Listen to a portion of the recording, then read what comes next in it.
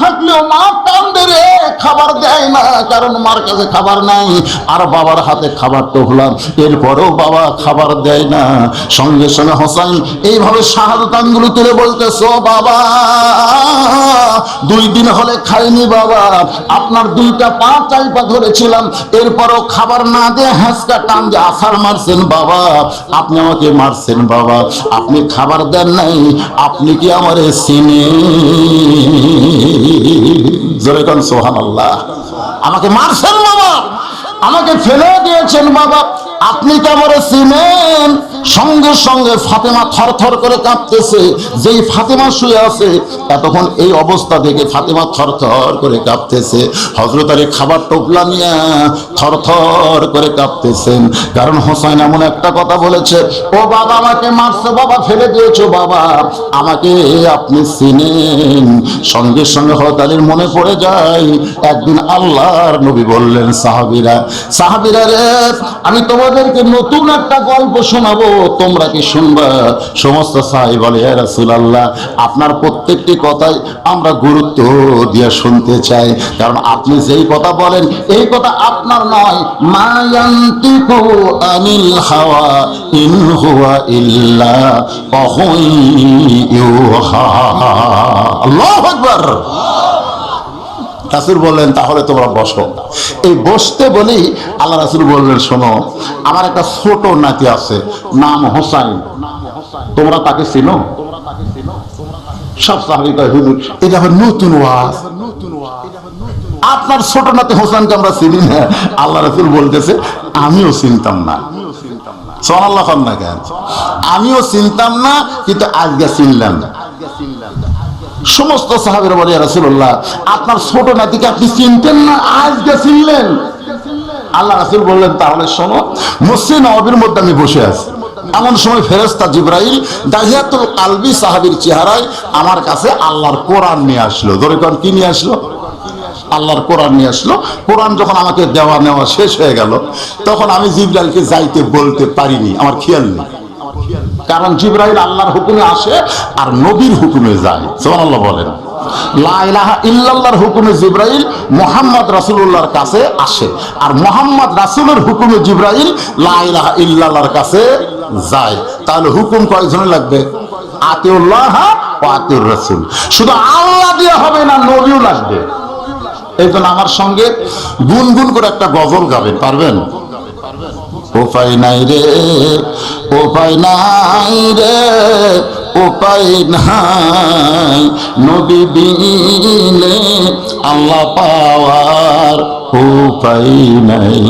আল্লাহ নবী বললেন, সাহাবীরা রে, আমি জিবরাইলকে যাইতে বলি নাই, আমার মনে নাই। জিবরাইল চিন্তা করে, নবী যখন যাবার কয় নাই, তাহলে নবীর পাশে বরকতের জন্য আমি একটু বসবার চাই। ফেরেশতা জিবরাইল দাহিয়াতুল কালবি সাহাবীর চেহারায় আমার ডান পাশে বসে আছে। ফেরেশতা জিবরাইল কোন সাহাবী? দাহিয়াতুল কালবি সাহাবীর চেহারায় আমার ডান পাশে বসে আছে। এমন সময় হোসেন প্রত্যেকে দৌড়ে এসে বলতেছে, নানু ভাই, আমি মার কাছে খাবার চাইছি, মা বলে খাওয়া নেই। আমি তখন বলছি নানার কাছে যাই, মা আমার কাছে দৌড়ে এসে বলতেছে, খবরদার, তুমি তোমার নানার কাছে যাবা না, কারণ তোমার নানা ক্ষুধার জ্বালায় পেটে পাথর বাঁধতে বসে আছে। ও নানা, আমি তোমার কাছে ডাকলেও আজকে যাব না, কারণ তোমার পাশে যে সাহাবী বসে আছে এই পেটা আমি ছাড়বো না। এই বলে দৌড়ে এসে দাহিয়াতুল কালবি সাহাবী মনে করে ফেরেশতা জিবরাইলের কোলের মধ্যে বসে গেছে। সুবহানাল্লাহ। মানে ওটার চান্সই দেয়নি।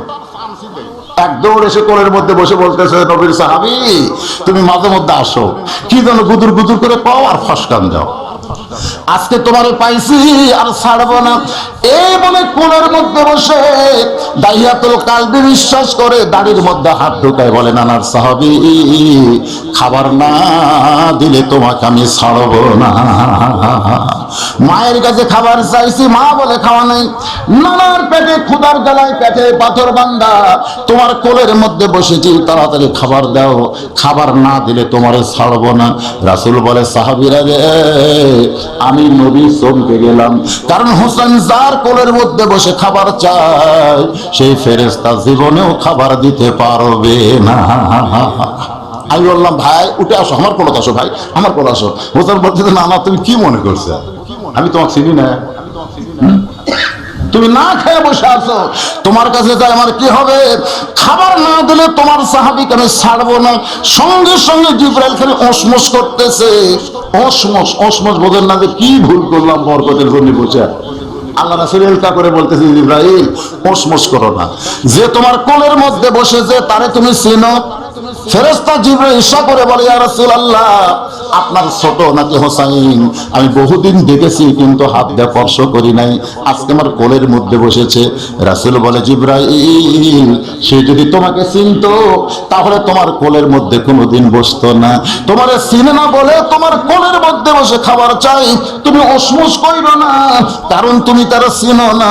আমি নবী ছিলাম, একদিন নামাজের শেষদায় ওই হোসাইন কোত্থেকে দৌড়ে এসে আমার পিঠে চড়ে বলতে, চল ঘোড়া, চল ঘোড়া, চল ঘোড়া চল। আমি এত ভয় করলাম যদি নামাজের মালিক আল্লাহ আমার উপর বেজার হয়।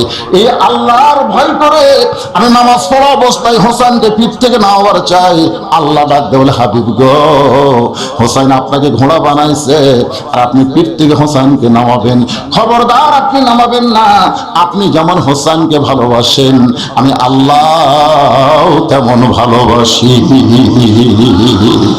নবী ইশারা করে বলে, জিবরাইল, আমারে ঘোড়া বানাইলে যদি আল্লাহর ভালো লাগে, তোমার কোলের মধ্যে বসেছে, তুমি ওসমস করো না। সঙ্গে সঙ্গে জিবরাইল খামোশ হয়ে যায়। ওরে বাবা রে, নবীরে ঘোড়া বানাইলে আল্লাহর ভালো লাগে, আর আমি জিবরাইল যখন খাওয়া আছে। জিবরাইল যখন খামোশ হয়ে যায়, এমন সময় হুসাইন বারবার খাবার চায়। ফেরেশতা জিবরাইল চোখের পানি বের করে কাঁদতেছে, খান্দে পড়া বগ হওয়ার মতন। আল্লাহ ডাকবে, বাবা জিবরাইল, যে তোমার কোলের মধ্যে বসে খাবার চায়, সে যদি তোমার চিনতো তাহলে কখনোই তোমার কোলের মধ্যে বসতো না। ছোট্ট বাচ্চা তোমাকে নবীর সাহাবী মনে করে খাবার চাই, তুমি ফান্দে পড়া বগের মতন কান্দো না। আমি আল্লাহ হোসেনকে এত ভালোবাসি, জান্নাতের বাগানের আঙ্গুর তোমার জামার ডান পকেট ভরায়া দিলা। আল্লাহ নবী বলেন, সাহাবীরা রে, আল্লাহ তাআলা জান্নাতের আঙ্গুর ফেরেশতা জিবরাইল ডান পকেট যখন ভরায়া দেয়, তখন ফেরেশতা জিবরাইল ওই আঙ্গুরগুলো বের করে হোসেনের দুই হাতের মধ্যে দেয়। হোসেন আঙ্গুরগুলো নিয়ে দৌড়ে আসে নবীর কাছে, এসে বলে, নানা, ও নানা, এই বেদব যেন তোমার কাছে আর না আসে, এই বেদব। নবী চমকে উঠছে। নবী চমকে ওঠার কারণ হলো দুইটা। এক নম্বর কারণ হলো হোসেন তারে বেদব করছে। তারে বেদব করছে, যিনি বাবা আদম থেকে আমাদের নবী পর্যন্ত সমস্ত নবীর কাছে আল্লাহর ওহী নিয়ে আইছে। ধরে কর সুবহানাল্লাহ। যার সাথে ওই সম্পর্ক, সেই ফেরেশতার সর্দারকে হোসেন বেদব করছে। বেদব, এই বেদব যেন আর না আসে। আর দুই নম্বর কারণ হলো, এই জিবরাইল আঙ্গুর পেল কেমনে? কারণ আল্লাহ না জানাইলে নবী জানে, যেরকম আল্লাহ না জানাইলে নবী জানে না। দুই কারণ নবী চমকে উঠছে। এমন সময় ফেরেশতা জিবরাইল এলকা করে ইশারা করে বলতেছে, রাসূলুল্লাহ, আপনি চমকাবেন না, আমি আঙ্গুর পাইছি, স্বয়ং আল্লাহ তাআলা হোসেনকে এত ভালোবাসে, জান্নাতের আঙ্গুর আমার জামার ডান পকেট ভরায়া দিছে। হোসেন বলে, না না, দেখো তোমার সাহাবী কত বড় খারাপ, পকেট ভরা আঙ্গুর নিয়ে বসে আছে, আর তুমি 3 দিন হলে না খেয়ে পেটে পাথর বাঁধছো, এরপরেও তোমার সামনে খাবার দেয় না। আমি জিদ করার কারণে আমার সামনে আঙ্গুরগুলো দিয়ে দিছে, ধরো না না, তুমি কয়েকটা আঙ্গুর নাও। এই বলে নবীর হাতে কয়েকটা আঙ্গুর দেয়। হোসেন বলে, না না, তুমি আর আমি 2 জন মিলে যদি খাই, আর তোমার সাহাবী চাইয়া চাইয়া দেখবে, এইটা খাওয়ার আদব হবে না। এই কথা বলে হোসেন দৌড়ে গিয়ে ফেরেশতা জিবরাইল দাহিয়াতুল কালবি বিশ্বাস করে হাতের মধ্যে কয়েকটা আঙ্গুর দিয়ে বলে, নানার সাহাবী, তুমি আমার মুরব্বী, নানাও আমার মুরব্বী, তোমরা 2 জন না খাইলে আমি কিন্তু খাবো না। যেই বলেছে তোমরা 2 জন না খাইলে আমি কিন্তু খাবো না, সঙ্গে সঙ্গে নবী চমকে উঠছে। কারণ ফেরেশতারা খায় না, খাওয়ার নিয়মও তাদের জানা নাই, কিন্তু হোসেন ধরেছে বায়না, তোমরা 2 জন না খাইলে আমি কিন্তু খাবো না। নবী যখন আঙ্গুর মুখে দিবার চাই, হোসেন বলে, না না, তোমার সাহাবীকে খাইতে বলো, তুমি একলা খাবা, আমি খাবো, তোমার সাহাবী খাবে না। এইটা কেমন কথা? কিন্তু নবী কেমনে খাইতে বলবে? কারণ নবী তো জানে জিবরাইল, ফেরেশতা জিবরাইল যখন অনেক অনেকক্ষণ আঙ্গুর হাতের মধ্যে নিয়ে থাকে। এমন সময় হোসেন রাগ করে বলে, না না, তোমার আঙ্গুর আমারে ফিরাইয়া দাও, আমার আঙ্গুরও তোমার আঙ্গুর একত্র করে তোমার সাহাবীকে ফিরাই দিব। দেখো আমরা দুইজন আঙ্গুর নিছি বলে তোমার সাহাবী রাগ করে আঙ্গুর খাচ্ছে না। আল্লাহর বান্দা হোসেন যখন নবীর কাছ থেকে আঙ্গুর গুলো ফেরত নিবার চায়, আল্লাহ ডাক দেয়, বলে জিবরাইল, ওই ছোট্ট বাচ্চা দাওয়াত দেওয়ার কারণে আর আমার নবী খাওয়ার মধ্যে শামিল থাকার কারণে আমি আজকের এই হাতের আঙ্গুর গুলো তোমাকে খাওয়ার শক্তি দিয়া দিলাম। আল্লাহ নবী বলেন, সাহাবীরা রে, আমার হোসেনকে তোমরা চিনো, যেই হোসেন দুনিয়া থেকে জান্নাতের আঙ্গুর খায়, আবার ফেরেশতা জিবরাইলকে দাওয়াত দিয়ে আল্লাহর হুকুমে খাওয়ায়। লিল্লাহে তাকবীর। সেই হোসেন বাবার দিকে শাহাদত আঙ্গুলি তুলে বলতেছো, বাবা আমারে মারছো, বাবা আমারে ফেলে দিয়েছো, বাবা আমারে কি চিনো? হযরত আলী থরথর করে কাঁপতেছে আর মনে মনে চিন্তা করতেছে, আমারে চিনো? মনে পড়ে যায় আল্লাহ নবী সাহাবীদের সামনে আলোচনা করতেছেন। হাজার হাজার সাহাবীরা যখন নবীর আলোচনায় পাগল হয়ে শুনতেছে, নবী যখন আলোচনা করে, প্রত্যেকটা আলোচনা সাহাবীরা খালি কানের মধ্যে শোনে না, কলিজার মধ্যে গাঁথা নেয়। জোরে কোন ঠিক কি না? নবী যখন ওয়াজ করতেছে, ইতিমধ্যে হোসেন কুত্তেকে দৌড়ে এসে বলে, ও না না না না, সারাদিন খালি সাহাবী নিয়ে থাকো, সারাদিন সাহাবী নিয়ে কি করো, আমার কথা ভুলে যাও কেন? এই বলে তখন দৌড়ে আসতেছে সামনে আবু বকর, হুযায়ফাতুল ইয়ামিনকে ইশারা করতেছে, যা ধর, উনি যদি এখন আসে তাহলে নবী কিন্তু আর নবী থাকবে না, নবী নানা হয়ে যাবে, আর নানা হয়ে গেলে নবী কিন্তু আমাকে ভুলে যাবে। এই দামি কথা থেকে আমরা বঞ্চিত হব না, ওই আসার আগে ওকে আটকা ইশারা করতে হুযায়ফাতুল ইয়ামিন দৌড়ে গিয়ে হোসেনকে চাপে ধরে বলতেছে, নানার সাথ, ও বাবা, বাবা তুমি তো এখন নানার কাছে যাই না, এখন তোমার নানার কাছে যাও না, কারণ তোমার নানা দামি দামি কথা বলতেছে। সঙ্গে সঙ্গে হোসেন চিল্লা বলে, রে নানার সাহাবীরা, আমার নানাকে চিনো বলে নানার কথা তোমাদের ভালো লাগতেছে, কিন্তু আমাকে চিনো না বলে নানার কাছে যাওয়ার দিচ্ছ না। আজকে শুনে নাও, ওই নানার চাইতে আমি কোন অংশে ছোট না। যেই কইছে ছোট না, সঙ্গে সঙ্গে হত আলী আর বসে থাকে, দৌড়ে গিয়ে হুযায়ফাতুল ইয়ামিনের কোল থেকে কাড়িয়ে নিয়ে মুকুট মারছে ঠাসি। এই শয়তান, এই কার সঙ্গে তুলনা করলি? ওরা ফা'নালাকা যিকরাক। আল্লাহ কোরআনে বলেছে, আল্লাহর পরই সবচাইতে দামি মানুষ হলো তোর নানা। সুবহানাল্লাহ কন না কেন? সেই নানার সঙ্গে নিজের তুলনা করিস, এই বলে মুখে ঠাসি মারছে। কারণ হযরত আলী নিজের জীবনের চাইতেও আল্লাহর নবীকে বেশি ভালোবাসে। হিজরতের রাতে রাতকালে কইছে, আলী চাদর মুড়ি দিয়ে ঘুম পাড়বি, চাদর মুড়ি দিয়ে কি পারবি? ঘুম পাড়বি। এই কথা বলে নবী কেবল দরজাত গেছে, তখন মনে হয়েছে, দেখি তো আলী তো বললাম চাদর মুড়ি দিয়ে ঘুম পাড়বার, আলী কি করতেছে? আসিয়া চাদর টানতে দেখে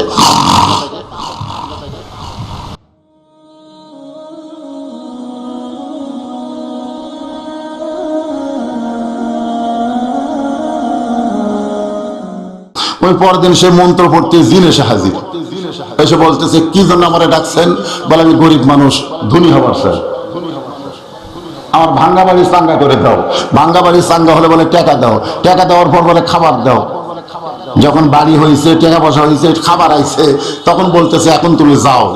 জিন বলতেছে, না, আমাকে ডাকছেন, আবার তাড়াতে হবে, যতক্ষণ পর্যন্ত না তাড়াবেন মন্ত্র দিয়ে আমি যাবার পারবো না। মুরিদ কয়, আমি তো খালি হাজির করবার জানি রে, তাড়াবার তো পারি না। পীরের কাছে দৌড়। পীর বলে, দৌড়াস কেন? বলে, হুজুর জিন হাজির হয়েছে, আমার যা দরকার ছিল সব নিয়েছি। জিন খালি বলে, কাজ চাই, কাজ চাই, কাজ দিবার না পারলে আমার ঘাড় ভাঙবার চাই, আমি তো জিন তাড়াবার পারি না, এখন কি করব? পীর সাহেব, জিন কোথায়? বলে, আসতেছে। বলে, তুই সব যে জিন আইছে, এই কি? বলে, আমাকে কাজ দেন, কাজ ছাড়া আমি বেকার থাকি না, যা চাইছে দিছি, এখন কি চাই?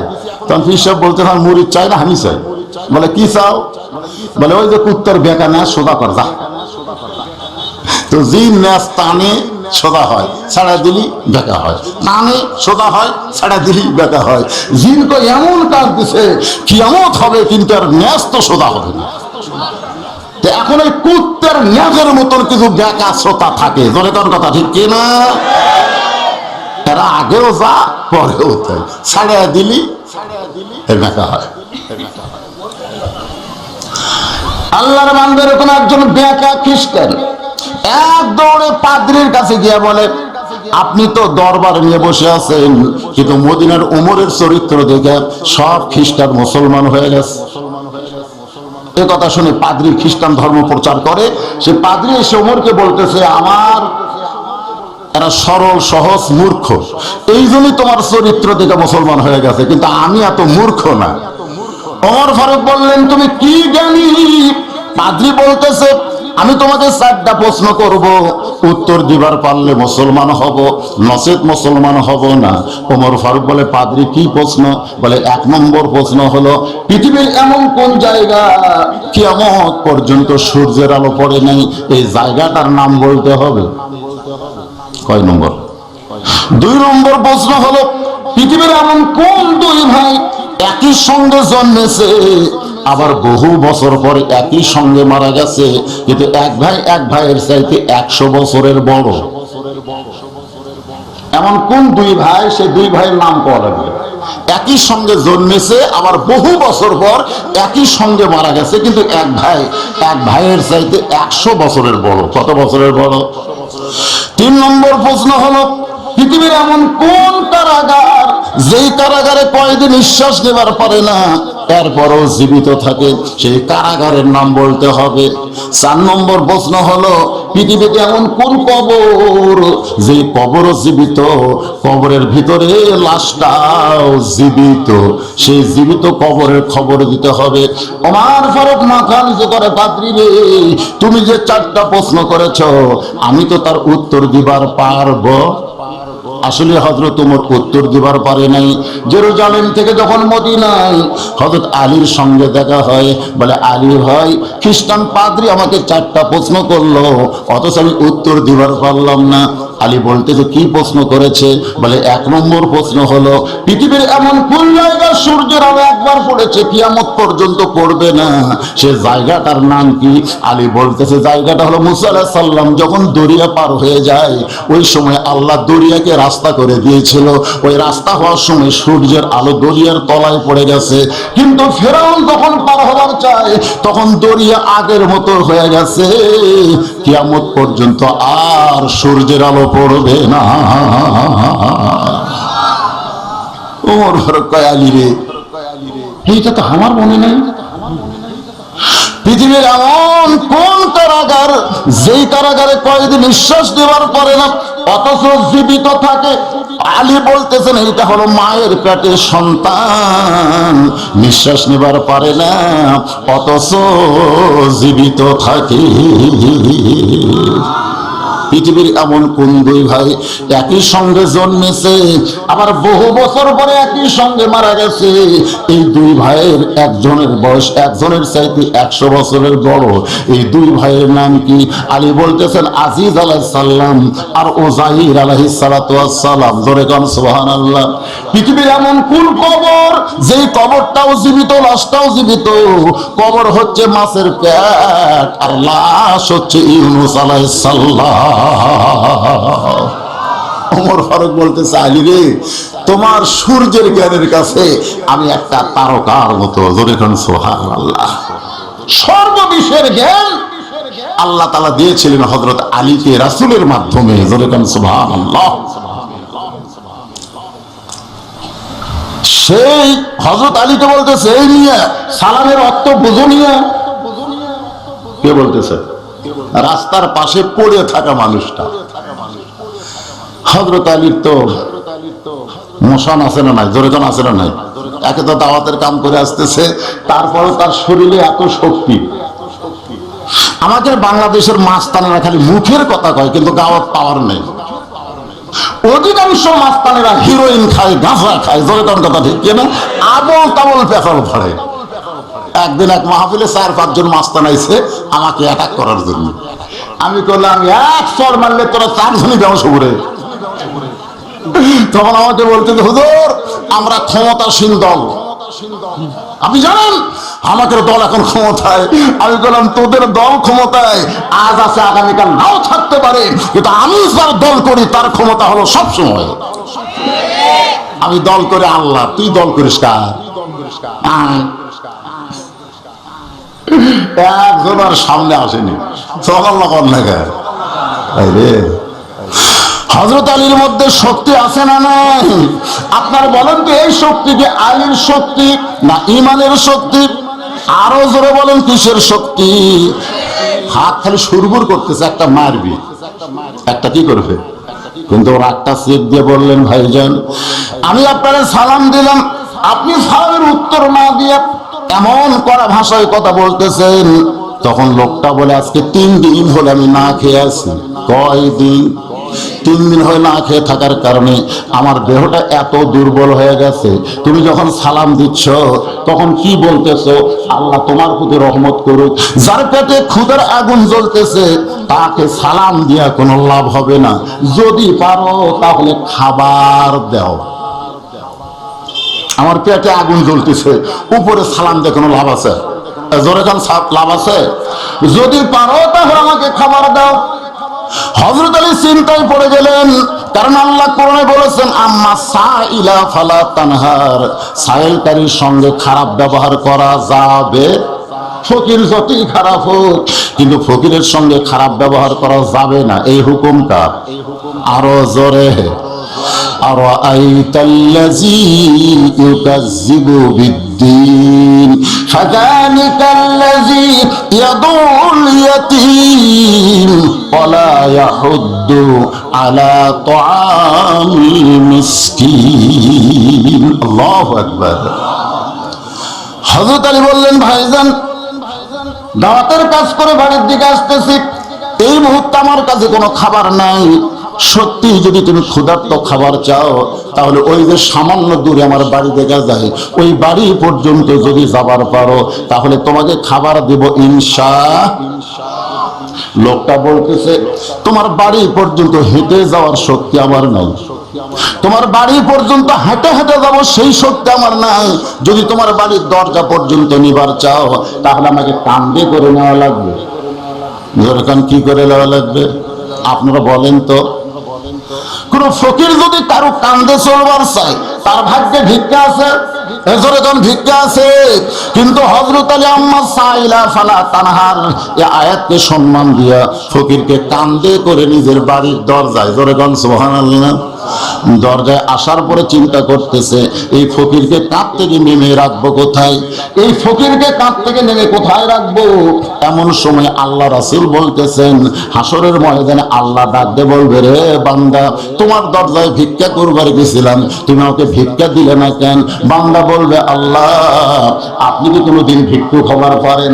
আল্লাহ বলে, বান্দা রে, কোন ফকির যখন তোর দরজায় ভিক্ষা করবার গেছিল তখন ফকিরের সঙ্গে আমি আল্লাহ ছিলাম। ধরে কর না সুবহানাল্লাহ।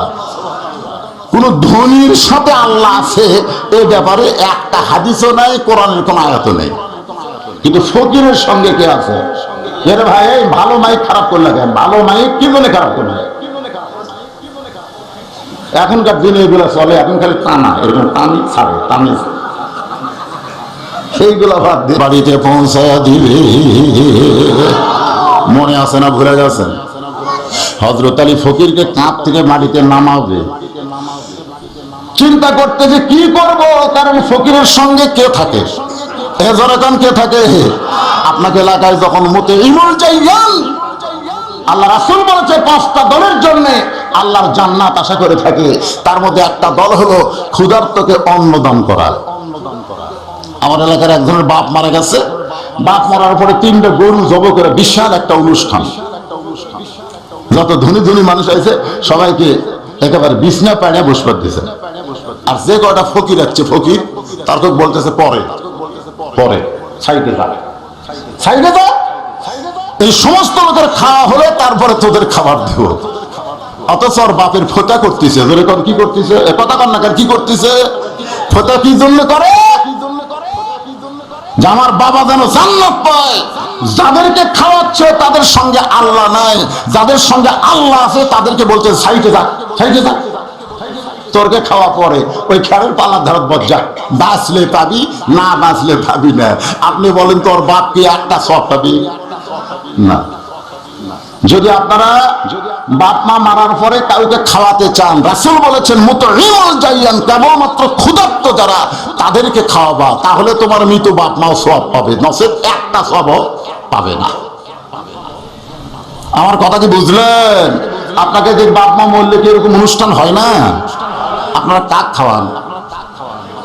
ফকির উদ্যান আগে দেন। হযরত আলী চিন্তায় পড়ে গেল, কি করব? এমন সময় আল্লাহর কোরআন বলতেছে, ফকিরের সঙ্গে যখন আল্লাহ থাকে, লান তানালুল বিররা হাত্তা তুনফিকু মিম্মা তুহিব্বুন, তোমার এই টোপলার মধ্যে সবচাইতে ভালো কাপড়টা ওই ফকিরের জন্য বিছায়া দাও।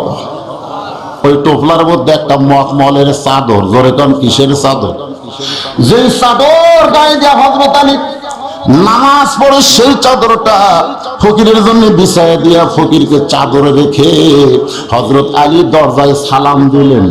আল্লাহ রাসূল বলেছেন, তুমি যখন বাহির থেকে বাড়ির মধ্যে ঢুকতে চাও, তখন কলিং বেলে চাপ না দিয়ে, খট খট খট শব্দ না কইরা, চিল্লা চিল্লি না কইরা, জোরে সরে একটা সালাম দাও, আসসালামু আলাইকুম ইয়া আহলাল বাইত, এই বাড়ির মধ্যে যারা আছো তাদের সকলের প্রতি আল্লাহর রহমত হোক। হযরত আলী দরজায় যখন সালাম দিলেন, মা ফাতেমা ছিল অন্দরমহলে। জোরে বলেন কোথায়? অন্দরমহল। খুব খেয়াল করবেন, আমার মায়েরা যারা বসে আছেন, মা, অন্দরমহল মানে কি? এই জোরে কারণ অন্দরমহল মানে, ইমাম গাজ্জালিকে বলা হলো যে অন্দরমহল সম্পর্কে একটু ব্যাখ্যা করেন। ইমাম গাজ্জালি বললেন যে একটা মেয়ে মানুষ মারা গেলে যারা মেয়েটাকে কবরের মধ্যে নামাতে পারবে, কেবলমাত্র তারাই অন্দরমহলে প্রবেশ করতে পারবে, নচেত অন্য কোনো মরদ মানুষ ওই জায়গায় প্রবেশ করতে পারবে না।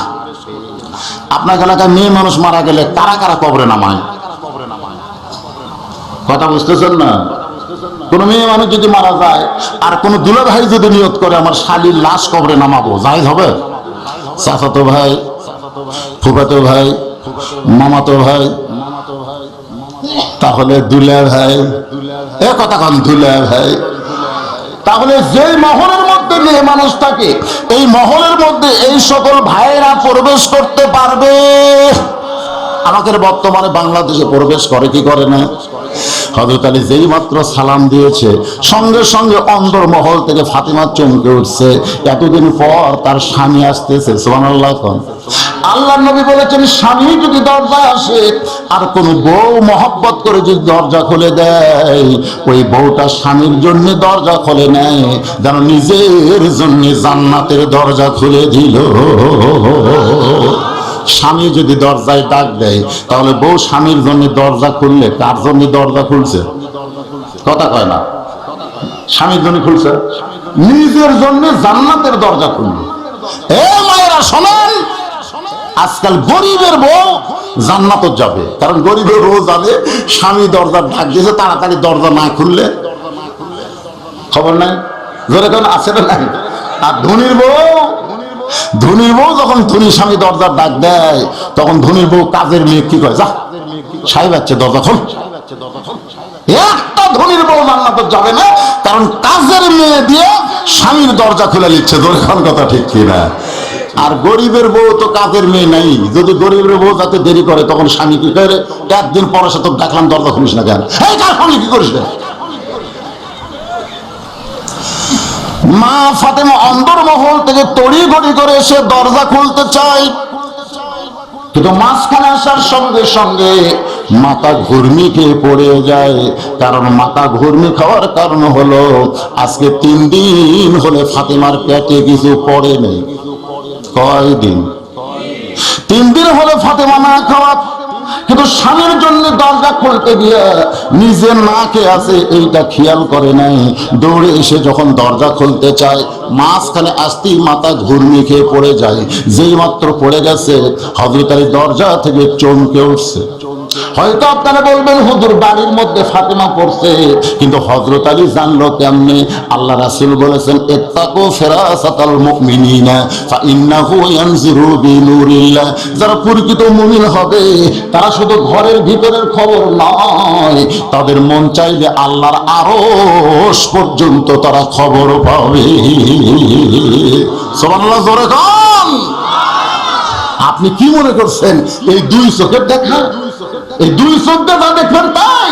যারা প্রকৃত মুমিন হবে তাদেরকে আল্লাহ আলাদা একটা চোখ দিয়েছে, এরকম চোখ বন্ধ করলেই তাদের দেখা শুরু হয়।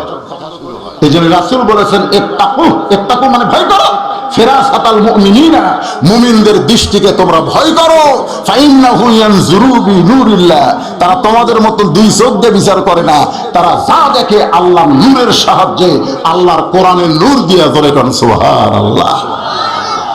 বর্তমানে বাংলাদেশের অবস্থা কি বুঝতেছেন?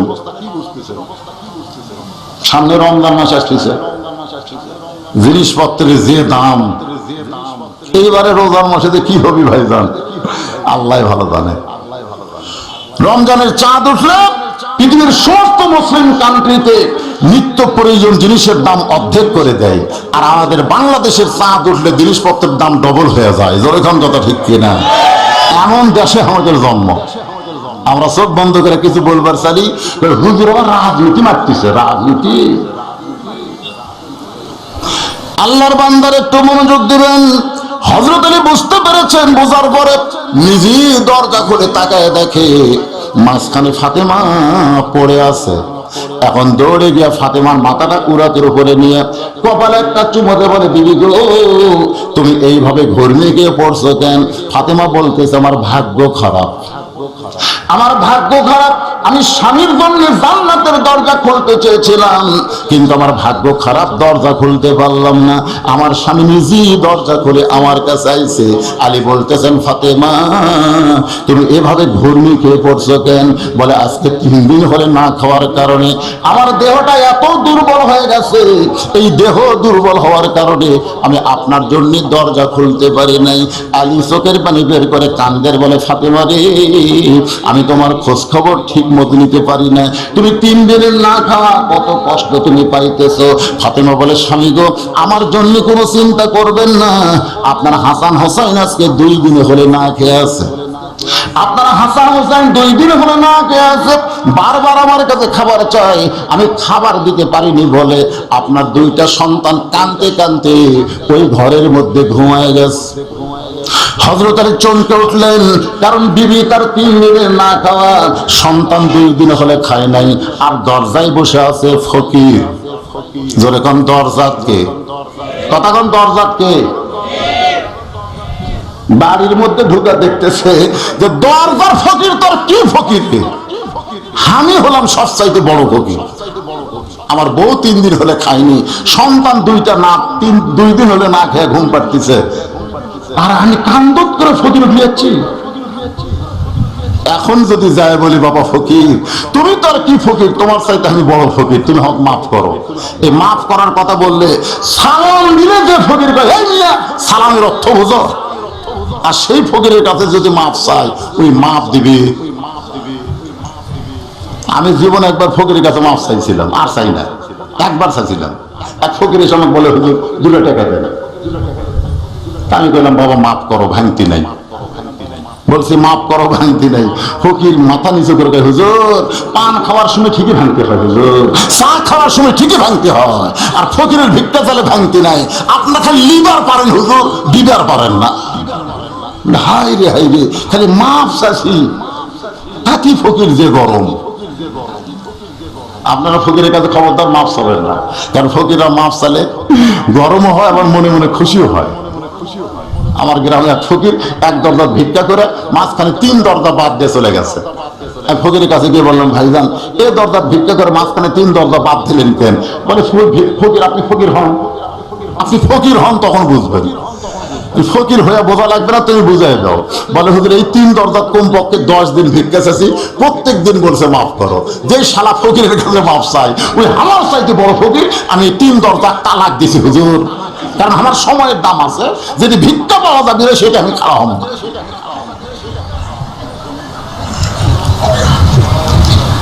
হযরত আলী চিন্তায় পড়ে গেল এখন কি করব।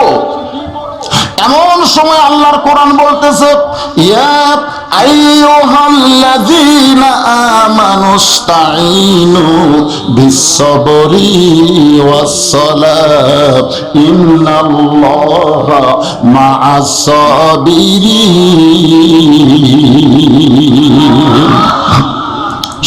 সব কিছুর সমাধান কে দিতে পারে? সব সমস্যার সমাধান। বিশ্বাস করতেছেন না? বিশ্বাস করেন না দেখে এই কথা আপনাদের জবান থেকে বের হচ্ছে না। বিশ্বাস করেন না? আমি যেই বলবো সব সমস্যার সমাধান, চেয়ারম্যান সাহেব আপনি কবেন দিতে পারে আল কোরআন। পারবেন না ভাই? পারবেন না? সব সমস্যার সমাধান আল কোরআনের আলো। ঘরে ঘরে না, এর আগে তো বাতিল করে দিছি, সংসদেও না, সব জায়গায়। কি সব জায়গায় সংসদের কথা বললে চেয়ারম্যান সাহেব মনে করবে আরে ওই দল রে। তা আমরা সংসদের কথা বলবো না, আমরা বলবো সব জায়গায়। বলতে পারবো না ভাইজান? আল কোরআনের আলো ঘরে ঘরে না, সব জায়গায় জালো। আল কোরআনের আলো, কোরআন হাদিস যেখানে, দুনিয়ার মুসলমান। আল্লাহর কোরআন বলে, আলিফ যদি কিছু পাওয়ার চাও তাহলে নামাজের মাধ্যমে আল্লাহর কাছে চাও। সঙ্গে সঙ্গে হযরত আলী ওই ফাতেমা যেখানে পড়ে আছে, হাসান হোসেন ঘরের মধ্যে কি করতেছে? ঘুম পাড়তেছে। ওই ফাতেমা যেখানে পড়ে আছে তার পাশে যায় নামাজ বিছায়া 2 রাকাত সালাতুল হাজত নামাজ নিয়ত করলেন। কয় রাকাত? 2 রাকাত নামাজ আদায় করার পরে আল্লাহর কাছে 2খানা হাত তুলে বলতেছে, আল্লাহ ও দরদি আল্লাহ, আমার ফাতেমা 3 দিন হলে না খেয়ে আছে, আমার হাসান হোসেন 2 দিন হলে না খেয়ে আছে। এমন সময় কান্দে করে দরজায় ফকির এনেছি আল্লাহ। বাড়ির মধ্যে ঢুইকা দেখি আমার চাইতে বড় ফকির আর কেউ নাই আল্লাহ। আমি তোমার কাছে 2খানা হাত বাড়াইছি, তুমি মেহেরবানি করে তোমার রহমতের খাজানা থেকে, তোমার রহমতের ভান্ডার থেকে এ আলীর জন্য কিছু ব্যবস্থা করো। খালি খালি চাইনি আল্লাহ, 2 রাকাত নামাজের মাধ্যমে তোমার কাছে কিছু পাওয়ার চাই, মেহেরবানি করে তুমি একটু ব্যবস্থা করো। চোখের পানি নিয়ে যখন কাঁদতেছে, 1-1 ঘন্টা কান্দে, কিন্তু আল্লাহর তরফ থেকে কোনো খাবার আসে না। অথচ আল্লাহ বলেছেন, ওমা মিন দাব্বাতিন ফিল আরদি ইল্লা আলাল্লাহি রিজকুহা। পৃথিবীতে এমন কোনো বিচরণশীল প্রাণী নাই যার রিজকের ব্যবস্থা আল্লাহ করে নাই। আলী কান্দের বলে, মাবুদ, দুনিয়াতে কোনো ফকির যদি ভিক্ষা না পায় তখন আর একটা দরজায় যায়, কিন্তু তুমি ছাড়া আমার দেওয়ার কেউ নাই আল্লাহ। তোমার কাছে কান্দি, মেহেরবানি করে তুমি একটু খাবার ব্যবস্থা করো। আমার ফাতেমার জন্য খাবার চাই না, আমার হাসান হোসেনের জন্য খাবার চাই না, কারণ স্বামীর কাছে বউ যদি খাবার না পায় ঘরে ফাতেমা জানবে, হাসান হোসেন যদি খাবার না পায় ঘরের মধ্যেই সীমাবদ্ধ থাকবে।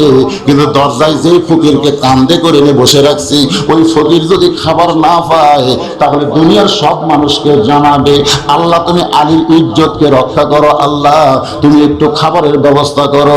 চোখের পানি কাঁদতেছে, এরপরও আল্লাহ খাবারের কোনো ব্যবস্থা করে। আলী দেখতেছে সোজা আঙ্গুলে ঘি উঠবে না, এই সোজা আঙ্গুলে ওঠে না, একটু ব্যাখ্যা করার দরকার আছে না? হযরত আলী বলতেছে, আল্লাহ লিমা তাকুলু মা লা তাফালুন। তুমি কোরআন কারীমের মধ্যে বলেছো যে ব্যক্তি কথা বলে আমল করে না ওই ব্যক্তি ভালো না। বলে ঠিকই, মানে না, বলে ঠিকই, করে না, বলে ঠিকই।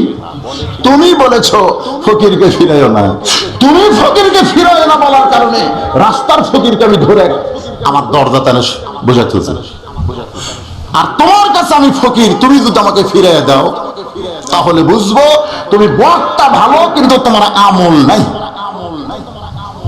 তুমি কি ভালো? তুমি বক্তা ভালো কিন্তু তোমার আমল নাই। আল্লাহ রাসূল সে দেখায় দেয়। এমন সময় আল্লাহ তাআলা জান্নাতের ভান্ডার থেকে এক টোপলা খাবার হযরত দুই আলীর দুই হাতের মধ্যে ফেলে দিয়েছে। জোরে কোন সুবহানাল্লাহ। ডাইরেক্ট খাবার। আল্লাহ পারে কি পারে না?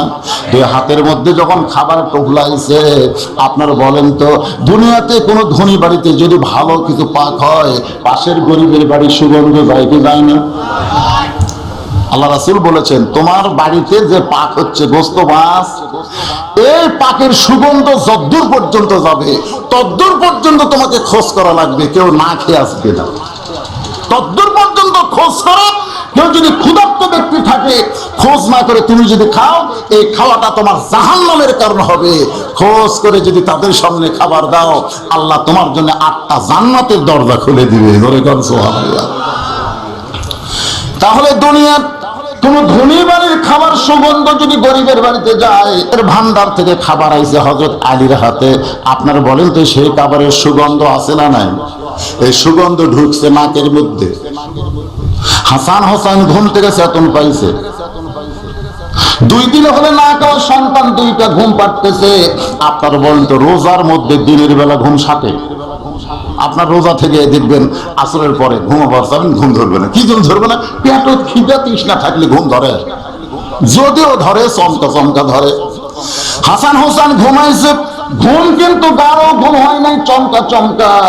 বাবার হাতে খাবার টোপলার সুগন্ধ হাসান হোসেন নাকের মধ্যে। সঙ্গে সঙ্গে হাসান হোসেন দরজা খুলে তাকায় দেখে বাবা বসে আছে এক টোপলা খাবার নিয়ে। হাসান দৌড়ে গিয়ে সামনে দাঁড়ায় বলে বাবা, বাবা না থাকলে কোনোদিন কি খাবার পাওয়া যায়? আমরা মায়ের কাছে বহু খাবার জন্য কাঁদছি বাবা, মা শুধু কান্দে, আমাদের খাবার দেয় নাই। সঙ্গে সঙ্গে আলী চিন্তা করে যেভাবে হাসান সামনে দাঁড়াইছে, এখন যদি আমার সন্তানের মুখের দিকে তাকায় আমি যদি দরজার ফকিরকে ভুলে যাই। আল্লাহ কোরআনে বলেছেন ইন্নামা আমওয়ালুকুম ওয়া আওলাদুকুম ফিতনা। রে বান্দা বান্দিরা শোনো, সম্পদ আর সন্তানের মোহে তোমরা আল্লাহ ভুলে যেও না, কারণ ধন সম্পদ আর সন্তান হলো বিপদের কারণ। সন্তানের মুখের দিকে তাকায় বাবা সব ব্যাংকে রাখছে, সব ব্যাংকে রাখছে। আর মাঝে মধ্যে গল্প করতো আমার ভবিষ্যৎ ভালো, কোটি কোটি টাকা ব্যাংকে রাখছি, ঢাকার বুকে 3-4টা বাসা করছি, আমি মরে গেলে আমার সন্তানদের কোনো টেনশন নাই, তারা দুধে ভাতে খাবে। সেই বাপ মরছে, ফেসবুকে ভাইরাল হচ্ছে, আপনারা দেখেন। বাবা মরে 24 ঘন্টা, 2 ভাই বাপের কথা খেয়াল নেই। কয় ঘন্টা? এই কয়েকদিন আগেকার ঘটনা। বাবা মরে 24 ঘন্টা, 2 ভাই খালি টাকা নিয়ে গন্ডগোল করতেছে, খালি ধন সম্পদ টাকা কে কোন বাসা নিবি এই নিয়ে গন্ডগোল করতেছে। পাশের লোকেরা চিন্তা করে কি এদিকে বাপ মরলো, কান্দার কোনো সাউন্ড নাই, মাটি দিবি কবর দিবি সেই কথাও নাই। একজন আশা থেকে মসজিদ তলে লাশ তুলে উঠছে, আর ওরা 2 ভাই খালি জ্ঞানজাম করতেছে। তখন প্রতিবেশী লোকেরা এসে টাকা হাড়ি করে তুলে গোসল টোসল করে দাফন করে জানাজা করে দাফন করছে, তাও 2 শালার গন্ডগোল মিটিং। এই জন্য আল্লাহ বলেছে ইন্নামা আমওয়ালুকুম ওয়া আওলাদুকুম ফিতনা, সম্পদ আর সন্তান হলো তোমাদের বিপদের কারণ। আজকে পকেটে টাকা থাকার পরেও এই নবীর মাদ্রাসায় আপনার দান করেননি, কারণ কি জানেন? টাকার লোভ। সন্তানের জন্য সব কিছু করতেছেন, একটু মনোযোগ দেবেন। হযরত আলী চিন্তায় পড়ে গেল, হাসানের মুখের দিকে তাকায়া, হোসেনের মুখের দিকে তাকায়া যদি দরজার ফকিরকে আমি ভুলে যাই, কারণ এই যে খাবার পাইছি এটাকে হাসান হোসেনের জন্য না ফকিরের জন্য? এই জন্য কার জন্য? হযরত আলী খাবার টোপলা নিয়ে যখন দরজার দিকে যাওয়ার চায়, সঙ্গে সঙ্গে হাসান সামনে দাঁড়াইছে, আর হোসেন দৌড়ে এসে বাবার 2টা পা এভাবে খামচি দিয়ে ধরছে। আমার হাতের দিকে খেয়াল করেন, এই 2টা হাত দিয়ে পা জাপটে ধরে বলে বাবা ক্ষুধার জ্বালায় বড় কষ্ট পায় বাবা, খাবার টোপলা হাতের মধ্যে নিয়ে আমাদের 2 ভাইকে না দিয়া আপনি কোথায় যাবেন বাবা?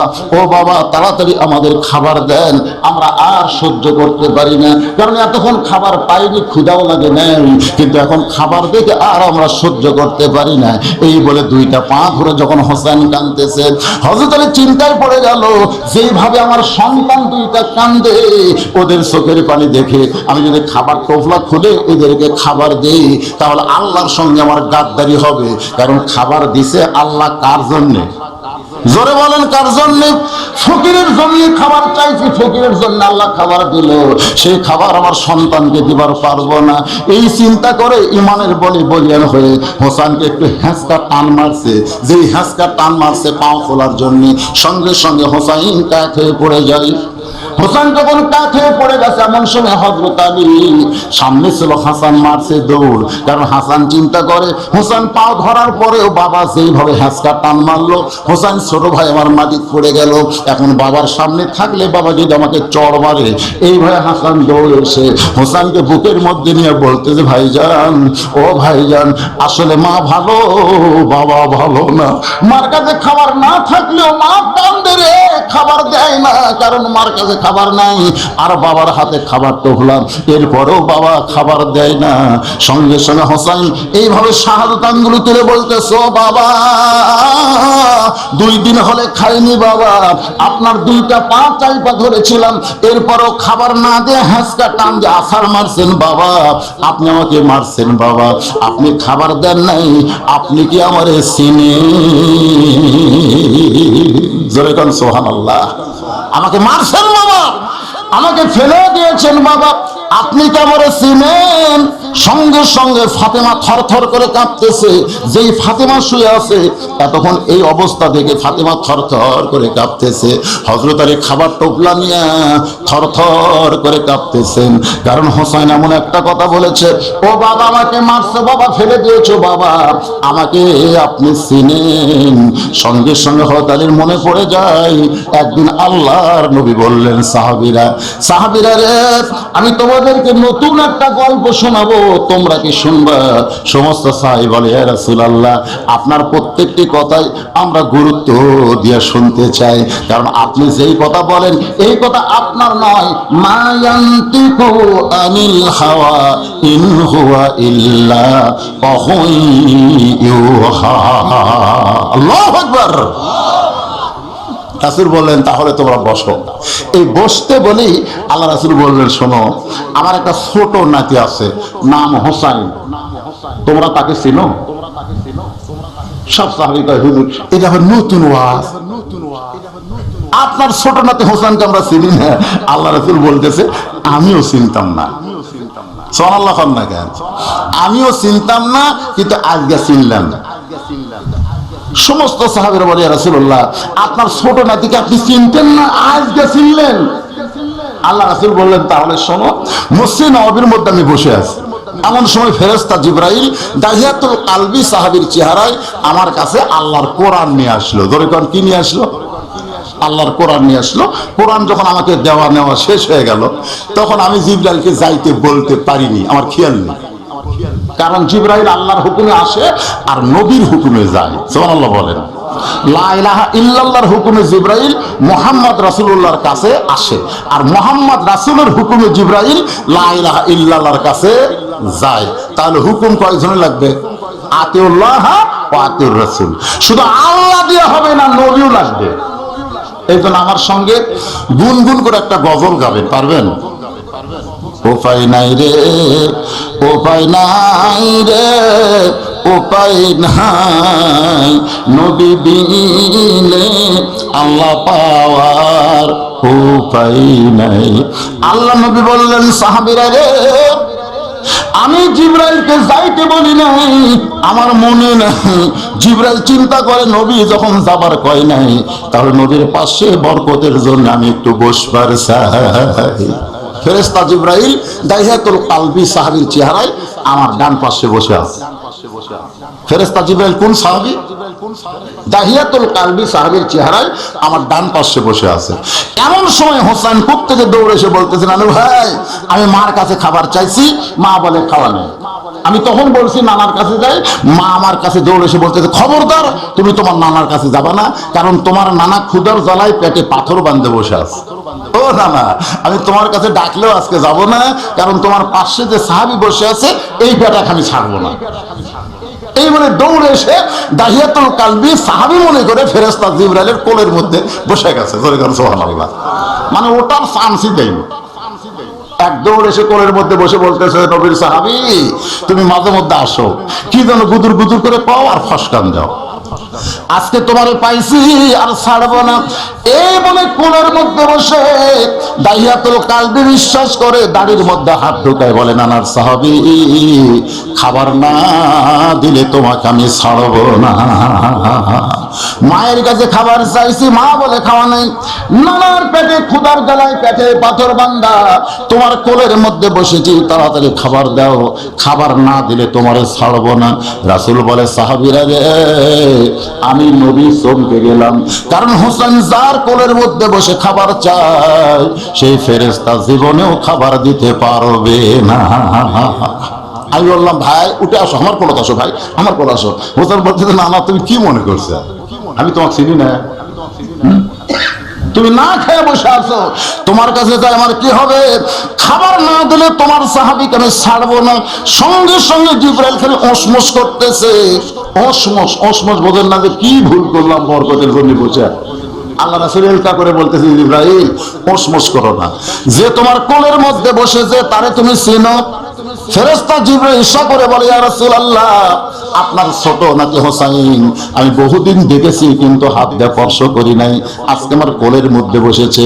রাসূল বলে জিবরাইল সে যদি তোমাকে চিনতো তাহলে তোমার কোলের মধ্যে কোনোদিন বসতো না, তোমারে চিনে না বলে তোমার কোলের মধ্যে বসে খাবার চাই, তুমি ওসমস কইরো না, কারণ তুমি তারা চিনো না। আমি নবী ছিলাম, একদিন নামাজের শেষদায় ওই হোসেন কোত্থেকে দৌড়ে এসে আমার পিঠে চড়ে বলতে চল ঘোড়া চল ঘোড়া চল ঘোড়া চল। আমি এত ভয় করলাম যদি নামাজের মালিক আল্লাহ আমার উপর বেজার হয়, এই আল্লাহর ভয় করে আমি নামাজ পড়া অবস্থায় হোসেনকে পিঠ থেকে নামাবার চাই। আল্লাহ ডাক দে বলে হাবিব গো হোসেন আপনাকে ঘোড়া বানাইছে আর আপনি পিঠ থেকে হোসেনকে নামাবেন, খবরদার আপনি নামাবেন না। আপনি যেমন হোসেনকে ভালোবাসেন আমি আল্লাহ তেমন ভালোবাসি। নবী ইশারা করে বলে জিবরাইল আমারে ঘোড়া বানাইলে যদি আল্লাহর ভালো লাগে তোমার কোলের মধ্যে বসেছে তুমি ওসমস করো না। সঙ্গে সঙ্গে জিবরাইল খামোশ হয়ে যায়। ওরে বাবা রে, নবীরে ঘোড়া বানাইলে আল্লাহর ভালো লাগে আর আমি জিবরাইল যখন খাওয়া আছে। জিবরাইল যখন খামোশ হয়ে যায় এমন সময় হুসাইন বারবার খাবার চায়। ফেরেশতা জিবরাইল চোখের পানি বের করে কাঁদতেছে, খান্দে পড়া বগ হওয়ার মতন। আল্লাহ ডাকবে আবার জিবরাইল যে তোমার কোলের মধ্যে বসে খাবার চায় সে যদি তোমার চিনতো তাহলে কখনোই তোমার কোলের মধ্যে বসতো না। ছোট্ট বাচ্চা তোমাকে নবীর সাহাবী মনে করে খাবার চাই, তুমি ফান্দে পড়া বগের মতন কান্দো না। আমি আল্লাহ হোসেনকে এত ভালোবাসি জান্নাতের বাগানের আঙ্গুর তোমার জামার ডান পকেট ভরায়া দিলা। আল্লাহ নবী বলেন সাহাবীরা রে আল্লাহ তাআলা জান্নাতের আঙ্গুর ফেরেশতা জিবরাইল ডান পকেট যখন ভরায়া দেয় তখন ফেরেশতা জিবরাইল ওই আঙ্গুরগুলো বের করে হোসেনের দুই হাতের মধ্যে দেয়। হোসেন আঙ্গুরগুলো নিয়ে দৌড়ে আসে নবীর কাছে, এসে বলে নানা ও নানা এই বেদব যেন তোমার কাছে আর না আসে, এই বেদব। নবী চমকে উঠছে। নবী চমকে ওঠার কারণ হলো দুইটা। এক নম্বর কারণ হলো হোসেন তারে বেদব করছে, তারে বেদব করছে যিনি বাবা আদম থেকে আমাদের নবী পর্যন্ত সমস্ত নবীর কাছে আল্লাহর ওহী নিয়ে আইছে। ধরে কর সুবহানাল্লাহ। যার সাথে ওই সম্পর্ক সেই ফেরেশতার সর্দারকে হোসেন বেদব করছে। বেদব, এই বেদব যেন আর না আসে। আর দুই নম্বর কারণ হলো এই জিবরাইল আঙ্গুর পেল কেমনে? কারণ আল্লাহ না জানাইলে নবী জানে, যেরকম আল্লাহ না জানাইলে নবী জানে না। দুই কারণ নবী চমকে উঠছে। এমন সময় ফেরেশতা জিবরাইল এলকা করে ইশারা করে বলতেছে রাসূলুল্লাহ আপনি চমকাবেন না, আমি আঙ্গুর পাইছি স্বয়ং আল্লাহ তাআলা হোসেনকে এত ভালোবাসে জান্নাতের আঙ্গুর আমার জামার ডান পকেট ভরায়া দিছে। হোসেন বলে না না, দেখো তোমার সাহাবী কত বড় খারাপ, পকেট ভরা আঙ্গুর নিয়ে বসে আছে, আর তুমি 3 দিন হলে না খেয়ে পেটে পাথর বাঁধছো, এরপরেও তোমার সামনে খাবার দেয় না। আমি জিদ করার কারণে আমার সামনে আঙ্গুরগুলো দিয়ে দিছে, ধরো না না তুমি কয়েকটা আঙ্গুর নাও। এই বলে নবীর হাতে কয়েকটা আঙ্গুর দেয়। হোসেন বলে না না, তুমি আর আমি 2 জন মিলে যদি খাই, আর তোমার সাহাবী চাইয়া চাইয়া দেখবে, এইটা খাওয়ার আদব হবে না। এই কথা বলে হোসেন দৌড়ে গিয়ে ফেরেশতা জিবরাইল দাহিয়াতুল কালবি বিশ্বাস করে হাতের মধ্যে কয়েকটা আঙ্গুর দিয়ে বলে, নানার সাহাবী তুমি আমার মুরব্বী, নানাও আমার মুরব্বী, তোমরা 2 জন না খাইলে আমি কিন্তু খাবো না। যেই বলেছে তোমরা 2 জন না খাইলে আমি কিন্তু খাবো না, সঙ্গে সঙ্গে নবী চমকে উঠছে, কারণ ফেরেশতারা খায় না, খাওয়ার নিয়মও তাদের জানা নাই। কিন্তু হোসেন ধরেছে বায়না, তোমরা 2 জন না খাইলে আমি কিন্তু খাবো না। নবী যখন আঙ্গুর মুখে দিবার চাই, হোসেন বলে না না, তোমার সাহাবীকে খাইতে বলো, তুমি একলা খাবা, আমি খাবো, তোমার সাহাবী খাবে না। এইটা কেমন কথা? কিন্তু নবী কেমনে খাইতে বলবে? কারণ নবী তো জানে জিবরাইল, ফেরেশতা জিবরাইল যখন অনেকক্ষণ আঙ্গুর হাতের মধ্যে নিয়ে থাকে, এমন সময় হোসেন রাগ করে বলে, না না, তোমার আঙ্গুর আমারে ফিরাইয়া দাও, আমার আঙ্গুরও তোমার আঙ্গুর একত্র করে তোমার সাহাবীকে ফিরাই দিব। দেখো আমরা 2 জন আঙ্গুর নিছি বলে তোমার সাহাবী রাগ করে আঙ্গুর খাচ্ছে না। আল্লাহর বান্দা হোসেন যখন নবীর কাছ থেকে আঙ্গুর গুলো ফেরত নিবার চায়, আল্লাহ ডাক দেয়, বলে জিবরাইল, ওই ছোট্ট বাচ্চা দাওয়াত দেওয়ার কারণে আর আমার নবী খাওয়ার মধ্যে শামিল থাকার কারণে আমি আজকের এই হাতের আঙ্গুর গুলো তোমাকে খাওয়ার শক্তি দিয়া দিলাম। আল্লাহ নবী বলেন, সাহাবীরা রে, আমার হোসেনকে তোমরা চেনো, যেই হোসেন দুনিয়া থেকে জান্নাতের আঙ্গুর খায়, আবার ফেরেশতা জিবরাইলকে দাওয়াত দিয়ে আল্লাহর হুকুমে খাওয়ায়। লিল্লাহে তাকবীর। সেই হোসেন বাবার দিকে শাহাদত আঙ্গুলি তুলে বলতেছো, বাবা আমারে মারছো, বাবা আমারে ফেলে দিয়েছো, বাবা আমারে কি চিনো? হযরত আলী থরথর করে কাঁপতেছে আর মনে মনে চিন্তা করতেছে, আমারে চিনো? মনে পড়ে যায় আল্লাহ নবী সাহাবীদের সামনে আলোচনা করতেছেন, হাজার হাজার সাহাবীরা যখন নবীর আলোচনায় পাগল হয়ে শুনতেছে। নবী যখন আলোচনা করে, প্রত্যেকটা আলোচনা সাহাবীরা খালি কানের মধ্যে শোনে না, কলিজার মধ্যে গাঁথা নেয়। জোরে কোন ঠিক কিনা? নবী যখন ওয়াজ করতেছে, ইতিমধ্যে হোসেন কুত্তেকে দৌড়ে এসে বলে, ও না না না না, সারাদিন খালি সাহাবী নিয়ে থাকো, সারাদিন সাহাবী নিয়ে কি করো, আমার কথা ভুলে যাও কেন? এই বলে তখন দৌড়ে আসতেছে সামনে আবু বকর, হুযায়ফাতুল ইয়ামিনকে ইশারা করতেছে, যা ধর, উনি যদি এখন আসে তাহলে নবী কিন্তু আর নবী থাকবে না, নবী নানা হয়ে যাবে, আর নানা হয়ে গেলে নবী কিন্তু আমাকে ভুলে যাবে। এই দামি কথা থেকে আমরা বঞ্চিত হব না, ওই আসার আগে আটকা ইশারা করতে হুযায়ফাতুল ইয়ামিন দৌড়ে গিয়ে হোসেনকে চাপে ধরে বলতেছে, নানার সাথ, ও বাবা বাবা, তুমি তো এখন নানার কাছে যাই না, এখন তোমার নানার কাছে যাও না, কারণ তোমার নানা দামি দামি কথা বলতেছে। সঙ্গে সঙ্গে হোসেন চিল্লা বলে, রে নানার সাহাবীরা, আমার নানাকে চিনো বলে নানার কথা তোমাদের ভালো লাগতেছে, কিন্তু আমাকে চিনো না বলে নানার কাছে যাওয়ার দিচ্ছ না। আজকে শুনে নাও, ওই নানার চাইতে আমি কোন অংশে ছোট না। যেই কইছে ছোট না, সঙ্গে সঙ্গে হক আলী আর বসে থাকে, দৌড়ে গিয়ে হুযায়ফাতুল ইয়ামিনের কোল থেকে কাড়িয়ে নিয়ে মুকুট মারছে ঠাসি। এই শয়তান, এই কার সঙ্গে তুলনা করলি? ওরা ফা'নালাকা যিকরাক। আল্লাহ কোরআনে বলেছে, আল্লাহর পরই সবচাইতে দামি মানুষ হলো তোর নানা। সুবহানাল্লাহ কন না কেন? সেই নানার সঙ্গে নিজের তুলনা করিস, এই বলে মুখে ঠাসি মারছে। কারণ হযরত আলী নিজের জীবনের চাইতেও আল্লাহর নবীকে বেশি ভালোবাসে। হিজরতের রাতে রাসূল কইছে, আলী চাদর মুড়ি দিয়ে ঘুম পাড়বি, চাদর মুড়ি দিয়ে কি পারবি? ঘুম পাড়বি। এই কথা বলে নবী কেবল দরজাত গেছে, তখন মনে হয়েছে, দেখি তো আলী তো বললাম চাদর মুড়ি দিয়ে ঘুম পাড়বার, আলী কি করতেছে? আসিয়া চাদর টানতে দেখে রাসূল কে আলী, তো ঘুম ধরলে এত তাড়াতাড়ি? আমার জায়গায় ঘুম পাড়তেছিস, ওরা যদি তীর মারে, বর্ষা মারে, আমার মনে করে কিরে মৃত্যুর জায়গা তোর ঘুম ধরে কেমনে? আলী বলতেছে ইয়া রাসূলুল্লাহ, আমি নিয়ত করেছি আপনার জন্য জীবন দেওয়া, জান্নাতে যাওয়া। ধরে কর সুবহানাল্লাহ। আমি এখানে ঘুমাইনি হুজুর, আপনাকে মনে করে আমাকে মারবি আর আমি জান্নাতে যাব, কারণ আমি আমার জীবনকে ভালোবাসি না, আমি আমার নবীকে ভালোবাসি। ধরে কর সুবহানাল্লাহ। হযরত আলী এত জোরে ঠাসি মারছে, নিচের দাঁত দিয়া উপরের লক কাইটা রক্ত বার হয়ে গেছে। কিছুক্ষণ পরে হোসেনকে বুকের মধ্যে নিয়ে যখন যাবার চায়, এমন সময় আল্লাহর নবী তাকে দেখে হযরত আলী হোসেনকে নিয়ে যাচ্ছে। হঠাৎ হযরত আলী মুখ থেকে হাতটা যখন টান দিছে, টান দেওয়া মাত্রই হোসেন চিল্লা বলে, রে নানার সাহাবীরা। আগে ছিল একজন সাহাবীর কোলে, সাহাবীর কোল থেকে বলেছি না চাইতানি কোন অংশ ছোট না। এখন আমি বাবার কোল থেকে বলতেছি, ওই নানার চাইতে আমি অনেক বড়।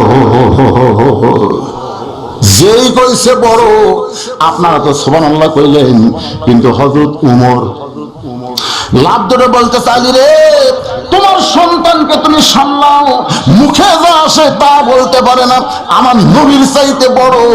এই কথা শোনার পরে আমার রক্তের মধ্যে আগুন লেগেছে। যদি আমার আব্দুল্লাহ হতো, আমি 2 পা ধরে ওকে 2 টুকরা করতাম। সুবহানাল্লাহ। এমন সময় হযরত আলী আর থাকতে চায় না, যাবার চাই, সঙ্গে সঙ্গে নবী আমার 2খানা হাত বাড়ায় দেয়।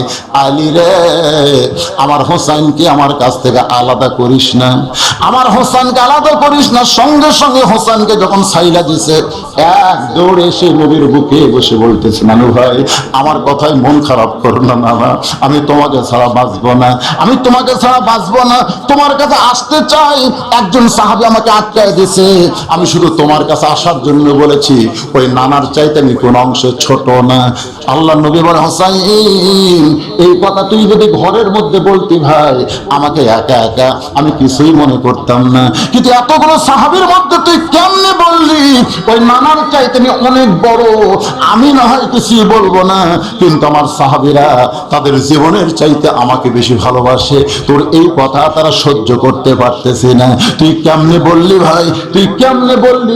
হোসেন বলে, না না তুমিও মন খারাপ করেছো, তাহলে শুনে নাও, তোমার হোসেন ছোট হতে পারে, তবে হিসাব ছাড়া কথা কোনোদিন বলে না। সঙ্গে সঙ্গে ওমর ফারুক বলে, হোসেন তুমি ছোট্ট মানুষ, তুমি হিসাবের জানো কি? হোসেন রাদিয়াল্লাহু বলতেছে, না না তোমার আর আমার মধ্যে কথা হয়, কিন্তু তোমার উমর এখানে মাথা মারতেছে কেন? আল্লাহ রাসূল বললেন, এজলিসিয়া উমর, উমর তুমি বসে যাও। নবী বললেন, হোসেন তোমার হিসাব শুনবো। হোসেন বলে, 1 নম্বর হিসাব হলো, না না তোমার বাবা আর আমার বাবা, বলো তো না বলো, এই 2 জনের মধ্যে কার বাবা বড়? এটা হলো আমার 1 নম্বর হিসাব, বলো না এই 2 বাবার মধ্যে কার বাবা বড়? আল্লাহ নবী বলেন, সাহাবীরা রে, আমার বাবা আব্দুল্লাহ জান্নাত পাবে কি পাবে না সেই গ্যারান্টি আমি রাসূল দিবার পারবো না, কিন্তু হোসেনের বাবা আলী শুধু জান্নাত পাবে না, এই দুনিয়াতে 10 জনকে জান্নাতের সার্টিফিকেট দেওয়া হয়েছে, তার মধ্যে 4 নম্বর হলো হযরত আলী। আমার বাবা আব্দুল্লাহর চাইতে হোসেনের বাবা আলী আল্লাহর কাছে কোটি কোটি গুণ বড়। হোসেন বলে, না না 1 নম্বর হিসাবে তুমি ফেল করছো, আমার 2 নম্বর হিসাব হলো আমার মা আর তোমার মা, বলো তো না বলো, এই 2 জনের মধ্যে কার মা বড়? বলে, সাহাবীরা রে, আমার মা আমিনা জান্নাত পাবে কি পাবে না সেই গ্যারান্টি আমি নবী দিবার পারবো না, আর হোসেনের মা ফাতেমা শুধু জান্নাত পাবে না, খাতুনে জান্নাত ফাতেমা সাইদাতুন নিসাই আহলের জান্নাহ, জান্নাতি নারীদের নেত্রী হবে। আমার মা আমিনার চাইতে হোসেন মা ফাতেমা আল্লাহর কাছে কোটি কোটি গুণ বড়। হোসেন বলে, না না 2 নম্বরেও তুমি ফেল করছো। 3 নম্বর হিসাব হলো, আমার নানার তোমার নানা, বলো তো নানা বলো, এই 2 জনের মধ্যে কার নানা বড়? সঙ্গে সঙ্গে হযরত ওমর দৌড়ে এসে হোসেনকে বুকের মধ্যে নিয়ে বলে, আলী রে এই মুখে তুই কেমনে ঠাসি মারলি আলী রে। হোসাইন এত বড় কথা বলতেছে। হোসেনের নানার নানা ওয়াহাব জুহুরকে দুনিয়ার কেউ চিনে না, আর হোসেনের নানাকে স্বয়ং দুনিয়ার মানুষ না, স্বয়ং আল্লাহ কোরআনে করেছেন ঘোষণা, ওয়া ইন্নাকা লাআলা খুলুকিন আযীম। নবীর নানার চাইতে হোসেনের নানা কোটি কোটি গুণ বড়। হোসেন বলে, নানা বাপের দিক দিয়ে যদি আমি বড় হই, মায়ের দিক দিয়ে যদি আমি বড় হই, নানার দিক দিয়ে যদি আমি বড় হই, তুমি বলো তো নানা কোন দিক দিয়ে আমার চাইতে বড়? সঙ্গে সঙ্গে আল্লাহর নবী হোসেনকে এভাবে দুই হাতের উপরে নিয়ে বলে, সাহাবীরা তাকায় দেখো আমার মাথা আর হোসেনের মাথা, এই দুইজনের মধ্যে কার মাথা উপরে আছে? সবাই তাকায় বলে, নবী গো আপনার মাথার উপর হোসেনের মাথা দেখতে পাই। আলী বলতেছে, দেখো পাওটা কার নিচে দেখা যায়, কারণ হোসেন বড় হয়েছে নবীর ওসিলায়। লিল্লাহে তাকবীর। সেই হোসেন বলতেছে, ও বাবা আমারে মারছো বাবা, ফেলে দিয়েছো বাবা, আমারে কি চিনো? হযরত আলী থরথর করে কাঁপতেছে, থরথর করে কাঁপতেছে। এখন কি করবে? হোসেনের সামনে খাবার টফলা দিবে না ফকিরের জন্য দরজা খুলবে? আল্লাহর কোরআন বলে, ইন্নামা আমওয়ালুকুম ওয়া আওলাদুকুম ফিতনা। আলী রে, কোরআনকে যদি সম্মান দাও তাহলে সন্তানের দিকে না তাকায়া ফকিরের জন্য দরজা খোলো। হযরত আলী সন্তানের এহের অবস্থা দেখে ফকিরের জন্য দরজা খুলেছে। সুবহানাল্লাহ। যেই মাত্র দরজা খুলেছে, ফকির দাঁড়ায় আছে,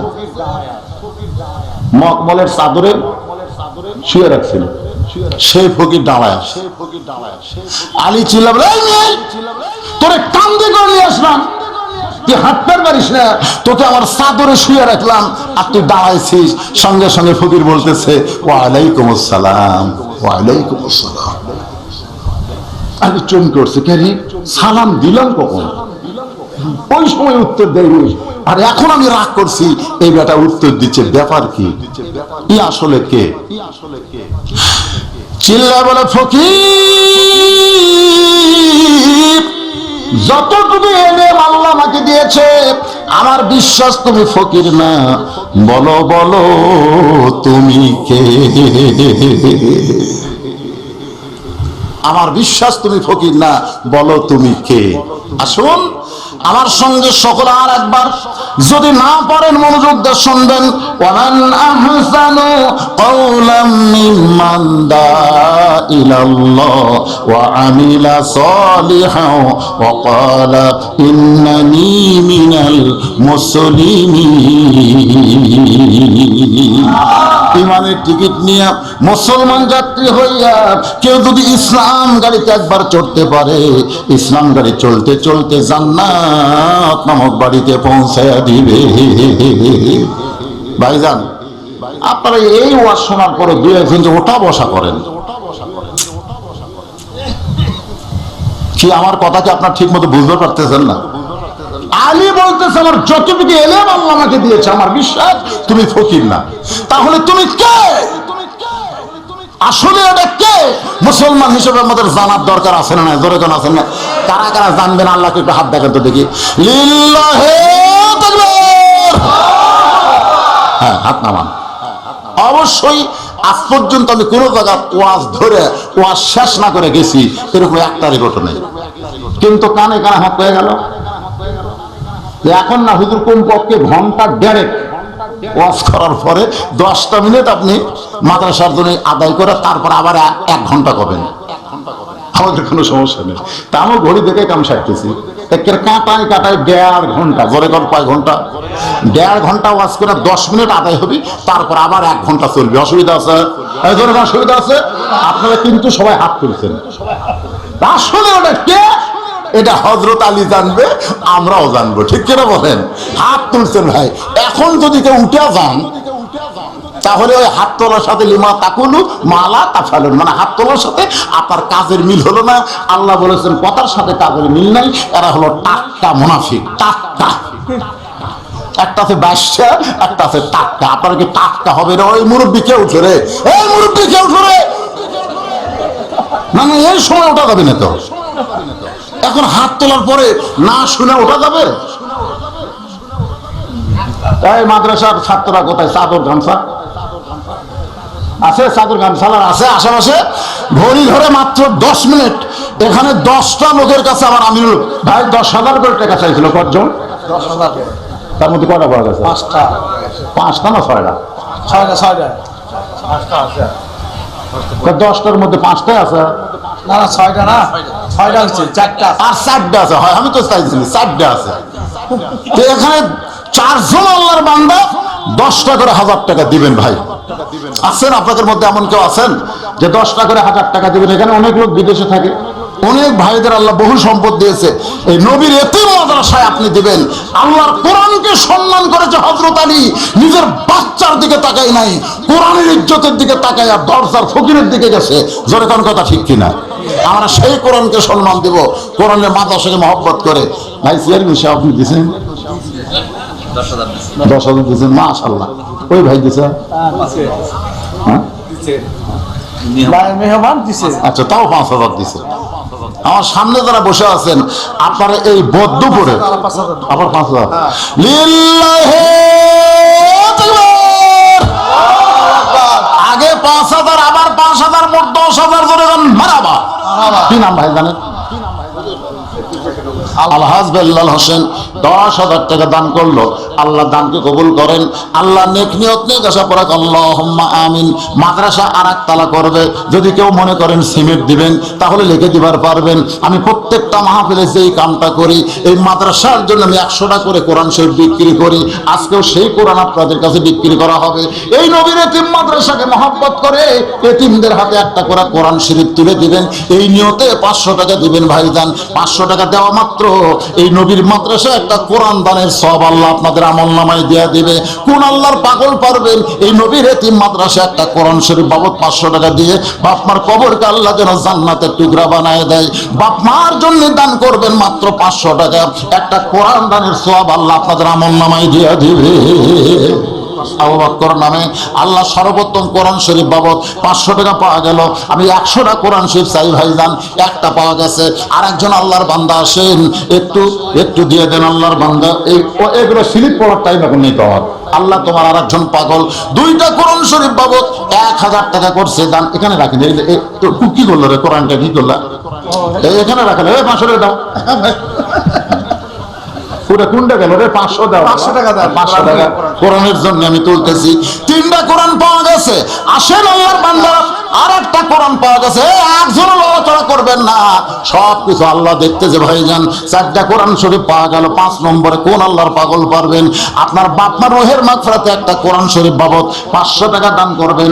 আল্লাহ বাপমার কবর যেন জান্নাতের টুকরা বানায় দেয়। কত টাকা কত হলে কত দিকে চইলা যায়। নবীর মাদ্রাসায় 500 টাকা দিলে 500 টাকা কোরআন শরীফ বাবদ। দেখেন যুবক মানুষ মনে পড়ে গেছে বাপ মার কথা। যদি জীবিত থাকে আল্লাহ হায়াত দাও, কবরে গেলে আল্লাহ বাপ মার কবর জান্নাত বানায় দাও। জোরে কোন আমিন। মাশাআল্লাহ। কে দিল? আল্লাহ তোমার একজন মুরব্বী বান্দা সৈরুদ্দিন কোরআন শরীফ বাবদ 500 টাকা। উঠবেন না, উঠবেন না। উঠলে প্যারালাইসিস হবি রে। প্যারালাইসিস বলেন হঠাৎ ঘুমোর থেকে উঠে দেখবেন পাও নাই। তখন উমর ফারুক কোরআন শরীফ বাবদ 500 টাকা দান করেছে। উমর ফারুকের দান আল্লাহ কবুল করেন। আর একজন আল্লাহর বান্দা 500 টাকা কোরআন শরীফ বাবদ দান করছে, আল্লাহ কবুল করেন। 2টা কোরআন শরীফ। নাম কি? নাম না জানলে কি? শাহিন 20টা কোরআন শরীফ বাবদ 10,000 টাকা ধরে বলেন মারহাবা। আর মাত্র 2 জন লাগবে, তাহলে 10,000-এর 10টা হয়ে যাবে। আর মাত্র 2 জন, 10,000 করে 2 জন আল্লাহর বান্দা দিবেন। ভাইজান দেন কোরআন শরীফ বাবদ 500 টাকা। নগদ যদি না থাকে কাগজ কলম আছে লেখা দেন যে হুজুর 1 সপ্তাহ পরে আমি বা 7 দিন পরে 2 দিন পরে আমি এই মাদ্রাসায় একটা কোরআন শরীফ বাবদ 500 টাকা দিলাম। বেলাল হোসেন 5,000 দিলে আমার 5,000 10,000 উনি পেড করলেন। মাশাআল্লাহ। আগে 5,000 দিয়েছিল, আবার 5,000 দিয়ে দিল। বেলাল নামটাও দেখছেন, বেলাল যার আযান আল্লাহর আরশ পর্যন্ত পৌঁছে যায়, সেই বেলালের মতোই আমার ভাইকে দেখতেছি। আল্লাহ বেলালের সঙ্গে জান্নাত কবুল করুক। জোরে কোন আমিন। জোরে বল আল্লাহুম্মা আমিন। হ্যাঁ আমার বেলাল মসজিদেও নামাজ পড়ছে, আমিও পড়ছি কয়েকবার। হযরত বেলাল রাদিয়াল্লাহু আনহু মসজিদ আমার ভাই নামাজ পড়েছে। আল্লাহ বেলালের সঙ্গে আল্লাহ যেন জান্নাত দেয়। লাইলাতুল মিরাজে নবী যেখানে ভয় করছিলেন সেখানে বেলাল খরম পাওয়ার দিয়ে নবীর আগে আগে হাঁটিয়া যায়। ধরে কোন সুবহানাল্লাহ। নবী দুনিয়াতে এসে বললেন, বেলাল রে, আমি তোমাকে জান্নাতের মধ্যে দেখলাম। বেলাল এমন কি আমল করো? বেলাল কান্দার বলে, ইয়া রাসূলুল্লাহ, ওযু যাওয়ার সঙ্গে সঙ্গে ওযু করি, অপবিত্র অবস্থায় আমি থাকতে পারি না। আরো 2টা কোরআন শরীফ বাবদ 1000 টাকা করলো দান। আল্লাহ তোমার বান্দারা যারা নবীর এতিম মাদ্রাসায় কোরআন দেয়, আল্লাহ তাদের সকলের বাপ মার কবরকে জান্নাতের টুকরা বানায় দেন। আল্লাহুম্মা আমিন। এই কয় টাকা আদায় হলো? মা বোনদের কাছে আদায় হয়েছে? ওটা এখন আসেনি, পাঠাইছেন, লোক পাঠাইছেন মা বোনদের কাছে। হ্যাঁ আমার মা বোনেরা, আজকে আপনাদের ওয়াজ বেশি হয়েছে, বেশি হয়নি? মা বোনদের ওয়াজ কিন্তু আমার মায়েরা হাসান হোসেন ওয়াজ শুনবার চাই। আমার মায়েরা বোনেরা, ফাতেমার সঙ্গে যদি জান্নাতে যাবার চান, সেই ফাতেমার চরিত্র গ্রহণ করা লাগবে। মা ফাতেমা আল্লাহ নবীর কাছে যে বলতেছে, বাবা মেয়েদের জন্য কয়টা আমল করা লাগবে? আল্লাহ রাসূল বলেন, মাত্র 4টা আমল করলে মেয়েদের জন্য আল্লাহ তা জান্নাতের দরজা খুলে দিবে। যেরকম সুবহানাল্লাহ। ফাতেমা বলতেছে, বাবা মেয়েদের আমলগুলো কি একটু বলেন।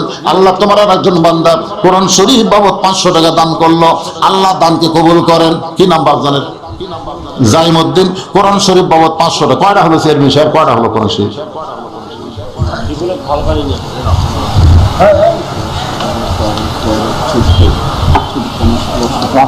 এই 18টা হয়েছে, 18টা হয়েছে। 20 পুরাতে মাত্র 2টা কোরআন শরীফ লাগবে। তাড়াতাড়ি চান্স নেন, তাড়াতাড়ি নেন। কাফনের কিন্তু পকেট নাই। জি, লেখা দেওয়া পরে নগদ চাচ্ছে, নগদ লেখা দেওয়া 100টা হোক, অসুবিধা নেই, কিন্তু নগদ আর 2টা দেন, 2টা দেন। এতগুলো মানুষের পকেটে যদি টাকা থেকে দেন, আল্লাহর রাস্তে দেন। বাবা দুনিয়ারই সম্পদ দুনিয়াতে রবে, ফকির হয়ে মানুষ কবরেতে যাবে। দেখছেন কি দানবীর আমরা ডান পাশে পাচ্ছি রে। 10,000 টাকা তো দিল। আবার বাপ মার জন্য 2 জনের জন্য 2টা কোরআন।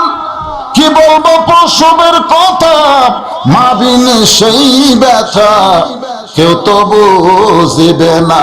মাজন ঠেকিয়া সন্তানের দায়, ওয়াকালে মা মারা যায়, কেন সে মায়ের জন্য দান করবানা। এমন দরদি ভবে কেউ হবে না আমার মা গো। মাশাআল্লাহ। আরেকজন আল্লাহর বান্দা কোরআন শরীফ বাবদ 500 টাকা দান করলো, আল্লাহ তার দান কবুল করেন। সকলে বলি আল্লাহুম্মা আমিন। বাবার মতন আপন বন্ধু নাই রে দুনিয়ায়, নিজে না খাইয়া বাবা সন্তানকে খাওয়ায়। বাবার মতন আপন বন্ধু নাই রে দুনিয়ায়। ভাই যারা দাঁড়ায় আছেন আপনার বসেন তো, যারা গেছে দেখ, অসুবিধা নেই, কোনো সমস্যা নেই। বিশাল ধানের ঠিবের মধ্যে সব ধান থাকে না তো? সব ধান থাকে। এখন গৃহস্থ মনে করতে যায় কত ধান, খালি বাতাস দিলেই চিটা পাতা নেই, একটাও থাকবে না, সব উড়ে যাবে। মাদ্রাসার যখন কালেকশন করা হয়, এটা হলো বাতাস দেওয়া। ধরে এখন কি দেওয়া? মাইক আছে, অসুবিধা নেই। এই চিটা পাতানগুলো উড়ে গেছে, অসুবিধা নেই। আপনারা দানাদার ইমানদার ধান সবাই একটু জমে জমে বসেন ভাই, যারা দাঁড়াইছো এখন বসো, আবার আলোচনা শুরু হবে ইনশাআল্লাহ। যদ্দূর হয়েছে মাদ্রাসার দোতলা করা লাগবে না। কয়তলা করবে? দোতলায় সিমেন্ট কালেকশন হয়েছে কিছু। কি দিয়ে করবেন আপনারা? দোতলা মাটি দিয়ে করবেন।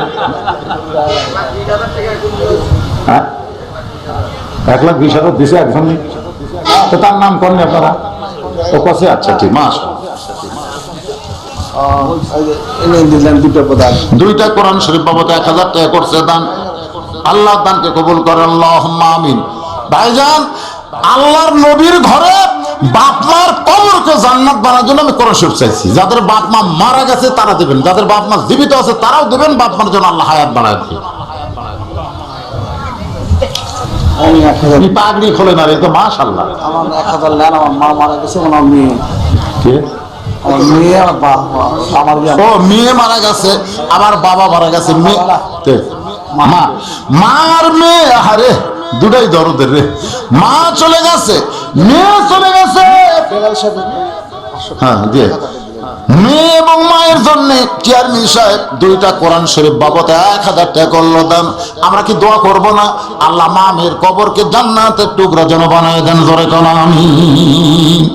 আপনারা কি সব বাইরের লোক নাকি, এই বদ্ধপুরের লোক নাই? এই বদ্ধপুরের লোক কারা কারা আছেন হাত তোলেন তো দেখি। বদ্ধপুরের এই কয়জনই কারা না? অনেক তো আছেন মাশাআল্লাহ, হাত নামান। এই বাহিরের যারা আছেন তার একটা হাত তোলেন তো, বাইরের যারা আছেন হাত নামান। বদ্ধপুরের এমন কোন আল্লাহর পাগল আছেন যে নবীর মাদ্রাসার দোতলা করার জন্য 1 বস্তা সিমেন্ট দিবেন? 1 বস্তা সিমেন্ট কার? হাত তোলেন। এই দেখেন কর দিয়ে হাত তুলছে, এগুলো লেখা লাগবে। হ্যাঁ একবারে কর দিয়ে হাত তুলছে রে, মাশাআল্লাহ মাশাআল্লাহ। এইভাবে তোলেন না, এইভাবে তুলে 5 ধরে নেবো, 5 না 1, এইরকম এইরকম 1 বস্তা করে অনেকগুলো হাত তুলছে।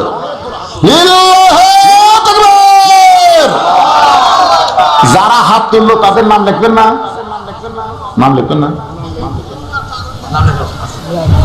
বাবা জামাই এইদিকে যাও, যাও যান লিখে দেন ভাই, দেখেন আপনি আমি চলে যাব কিন্তু মাদ্রাসা কিয়ামত পর্যন্ত থাকবে। আল্লাহ রাসূল বলেছেন ইসরাফিল যখন সিংহায় ফুৎকার দেবে গোটা দুনিয়া ধ্বংস হবে, কিন্তু মসজিদ আর মাদ্রাসা ধ্বংস হবে না, এগুলো বাতাসের মধ্যে উঠতে থাকবে। আবার আল্লাহ তাআলা যখন বলবে রে মসজিদ মাদ্রাসা তোমাদেরকে জান্নাতের মধ্যে সিনারি করে দিব, তখন তাদেরকে নিয়ে বলা হবে আল্লাহ আমাদেরকে যারা তৈরি করে দিল তাদেরকে ছাড়া আমরা জান্নাতে যাব না। এই মজলিস মাদ্রাসার ওসিলায় আল্লাহ যারা গড়ায় দিবে তাদের সকলকে জান্নাত দিয়ে দিবে। সেই মাদ্রাসা 1 বস্তা সিমেন্ট দেন বাজান, 1 বস্তা 2 বস্তা যিনি যা পারবেন। ওদের ভিতরে কাগজ নিয়ে গেছে, আমি আবার আলোচনা শুরু করতেছি। আসুন আলোচনা ফিরে আসার জন্য সকলে অন্তত একটু জিকির করি, অন্তরটাকে পরিষ্কার করি। লা ইলাহা ইল্লাল্লাহ, লা ইলাহা ইল্লাল্লাহ, লা ইলাহা। বসো বসো যুবকেরা বসো, সবাই বসেন, আশেপাশে যারা গেছেন সবাই আসেন বসেন। লা ইলাহা ইল্লাল্লাহ, লা ইলাহা ইল্লাল্লাহু মুহাম্মাদুর রাসূলুল্লাহ সাল্লাল্লাহু আলাইহি সাল্লাম। হযরত বলতেছে রে ফকির, যতদূর পর্যন্ত এলেম আল্লাহ আমাকে দিয়েছে সেই এলেমের ভিতর দিয়ে আমি বুঝতে পেরেছি তুমি আসলে ফকির না। বলো বলো তুমি কে? মনে আছে না ভুলে গেছে? আসলে তুমি তো ফকির না, বলো তুমি কে? সঙ্গে সঙ্গে ফকির বলতেছে ওগো আলী আমি আসলেই ফকির না, আমি হলাম আল্লাহ রহমতের ফেরেশতা। আল্লাহ যখন বললেন লিয়াবলুয়াকুম আইয়ুকুম আহসানু আমালান ওয়া হুয়াল আজিজুল গফুর। আমরা ফেরেশতার মধ্যে গল্প করি, ফেরেশতা বলতেছে ফকির, ওই ফকির বলতেছে আমরা ফেরেশতার মধ্যে গল্প করি, আল্লাহ একই ব্যক্তিকে এত দিল কেন? একই ব্যক্তি, খালি সম্পদ দেয়নি, বাড়ি গাড়ি দেয়নি, কিন্তু সব দিছে। একই ব্যক্তি ডিগ্রি হলো রাদিয়াল্লাহু তাআলা আনহু, তারই আবার ডিগ্রি হলো কাররামাল্লাহু ওয়াজহু, তারই ডিগ্রি হচ্ছে আসাদুল্লাহিল গালিব, তার আবার 2 ছেলে জান্নাতি যুবকের সর্দার হবে, তার বউ আবার জান্নাতি নারীদের নেত্রী হবে। একই মানুষকে আল্লাহ এত কেন দিল? এই শোনেন, ফেরেশতার মধ্যে গল্প হচ্ছে। তখন কিছু কিছু ফেরেশতা বলতেছে এটা আল্লাহ কি পার্সিয়ালিটি করলো নাকি? না, চিন্তা করে দেখেন একই মানুষের কত হয়তো আলী কোন দিকে যাবে? নামাজের দিক দিয়ে 1 নম্বর, ঈমান গ্রহণের দিক দিয়ে 1 নম্বর, ইলমের দিক দিয়ে 1 নম্বর, জিহাদের ময়দানে কয় নম্বর? আপনি যে দিকে যাবেন স্বামী হিসাবে কয় নম্বর, আবার বাবা হিসাবে কথা কয় না। পৃথিবীতে এমন কোন নবী আছে যে নবীর সন্তানেরা জান্নাতি যুবকদের সর্দার হবে? আল্লাহ রাসূল বলেছেন নবীর সন্তান নবী হওয়ার পারে, কিন্তু জান্নাতি যুবকের সর্দার হবে না। পৃথিবীতে এমন কোন নবী নাই, রাসূল বলেছে এমনকি আমারও তো বউ আছে, আমার একটা বউ জান্নাতি নারীদের নেত্রী হবে না। জান্নাতের নারীদের নেত্রী হবে আলীর বিবি, আমার মেয়ে ফাতেমা। এত ডিগ্রি কেন আল্লাহ লিখে দিল? সঙ্গে সঙ্গে আল্লাহ কয় ফেরেশতা আমি আল্লাহ আলীকে কেন দিলাম, যদি তোমাদের জানতে মন চায় তাহলে আমার আলীকে পরীক্ষা করো। আমি ফেরেশতা ফকির হয়ে আপনাকে পরীক্ষা শুরু করলাম, আপনি সালাম দিলেন আমি রাগ করলাম, অথচ আপনি কিছুই করলেন না। আল্লাহর কোরআনকে সম্মান দিয়ে আপনি আমাকে কান্দে তুলে নিলেন। আপনি কান্দে তোলার পরে আপনি যখন দরজার কাছে আমাকে নামাবেন, আল্লাহর কোরআন লান তানালুল বিররা হাত্তা তুনফিকু মিম্মা তুহিব্বুন, মখমলের চাদর আমার জন্য বিছিয়ে দিলেন। আল্লাহর কোরআনকে সম্মান করে আপনি আল্লাহর জন্য আমার জন্য আল্লাহর কাছে ভিক্ষা চাইলেন, আল্লাহর কাছে ভিক্ষা দিলেন। যখন আপনার সন্তানেরা খাবার দেখার পরেও খাবার দিলেন না, আল্লাহর কোরআনকে সম্মান করে আল্লাহর কোরআনকে মহব্বত করে আমার জন্য দরজা খুললেন। ওগো আলী, আজকের পরীক্ষায় আপনি গোল্ডেন A+ পেয়েছেন। এই মুহূর্তে আল্লাহ তাআলা আপনাকে ডিগ্রি দিল কাররামাল্লাহু ওয়াজহু, আল্লাহ তাআলা আপনার চেহারাকে সবার চাইতে সম্মানিত করেছে। জোরে বলেন সুবহানাল্লাহ। আজকে এই কোরআনের মাহফিলে যারা আমরা আছি, আমাদের চেহারাকে যদি আমরা সম্মান করতে চাই, সম্মানিত করতে চাই, তাহলে আল্লাহর কোরআনকে গ্রহণ করার দরকার আছে না নাই? জোরে কোন আছে না নাই? শুধু কোরআনের অশুল্য হবে না ভাইজান, কোরআনকে বাস্তব জীবনে গ্রহণ করা লাগবে। একটু মহব্বত করে শোনেন। তখন বলতেছে আমি এই নওগাঁর মানুষকে ঢাকায় নিয়ে যাবার চাই। জোরে কোন কোথায় নিয়ে যাবার চাই? আমি হলাম হালিফ গাড়ির প্যাসেঞ্জার। ও ভাইজান, আপনি কি কোনোদিন ঢাকায় গেছেন? বলতেছে ভাইরে, ঢাকা বাংলাদেশের রাজধানী, আমার মনটা ঢাকায় যাবার চাই, যাওয়ার মতন রাস্তা তো আমার জানা নাই। বলে রাস্তাঘাট চেনা লাগবে না, মাত্র 1000 টাকার একটা টিকিট করে ওই হানিফ গাড়িতে দিয়ে বসেন, এই হানিফ গাড়ি আপনাকে ঢাকায় পৌঁছে দিবে। লোকটা 1000 টাকার টিকিট করে হানিফ গাড়ির জানলার কাছে বসে গেছে, জানলার কাছে বসে গেছে। একটু মনোযোগ দিয়ে খেয়াল করবেন। তারপরে গাড়ি যখন ফুলবার হয়ে গেল, সমস্ত যাত্রী যখন গাড়ি ভরে গেছে, তখন কিন্তু গাড়ি আর নগাঁও থাকবে না। গাড়ি তখন ঢাকার উদ্দেশ্যে রওনা দিয়েছে। বাজান রে, যেই লোকটা হাত ধরে বলেছিল তুই রাজাকার, সেই লোকটা বসে গেছে জানলার ধারে। ধরে কোন ধারে? জানলার ধারে বসে গেছে। এখন কিছুক্ষণ পর গাড়ি যখন নওগাঁ থেকে ছাড়লো, বগুড়া দিয়ে ঢাকায় চলে যাবে। নওগাঁ থেকে ছেড়ে বগুড়ার দিকে যখন যাচ্ছে, তখন লোকটা জানলা দিয়ে হাত বার করে আবার ঢুকায়, বার করে আবার ঢুকায়, বার করে আবার ঢুকায়। আপনারা বলেন তো, জানলা দিয়ে হাত বার করতে ঢুকাইতেছে, এইটা গাড়ির যাত্রী কিন্তু কাজ না, কিন্তু লোকটা বোঝে না বলে হাত বার করে ঢুকায়। ওর পাশে একজন সুন্দর হয়ে বসে আছে। আল্লাহ বলতেছেন কু আনফুসাকুম ওয়া আহলিকুম নার, জাহান্নামের আগুন থেকে যদি বাঁচতে চাও তাহলে তুমি একলা বাঁচলে হবে না, তোমার পাশের লোকটাকেও বাঁচান লাগবে। জোরে কোন ঠিক কিনা? আল্লাহ বলেছেন উদউ আস্তাজিব লাকুম ওয়া মান আহসানু কওলাম মিম্মান দাআ ইলাল্লাহ, ওই ব্যক্তির চাইতে উত্তম কোনো ব্যক্তি নাই যে ব্যক্তি মানুষকে আল্লাহ রাস্তায় দাওয়াত দেয়। তখন হাতটা ধরে বলতে যে ভাইজান আপনি কি লেখাপড়া জানেন না? বলে জানি। তাহলে দেখেন উপরে লেখা আছে হাত বাহিরে রাখবেন না, মাথা বাহিরে রাখবেন না। আপনি হাত কেন বার করতেছেন? হাত কেন বার করতেছেন? লোকটা বলতেছে জানি ঠিক, আমি মানি না। আমি জানি নামাজ না পড়লে জাহান্নামে যাওয়া লাগবে, এরপরও আমি নামাজ পড়ি না। আমি জানি সুদ খাইলে মায়ের সঙ্গে জিনা করা হয়, এরপরে আমি সুদ খাই।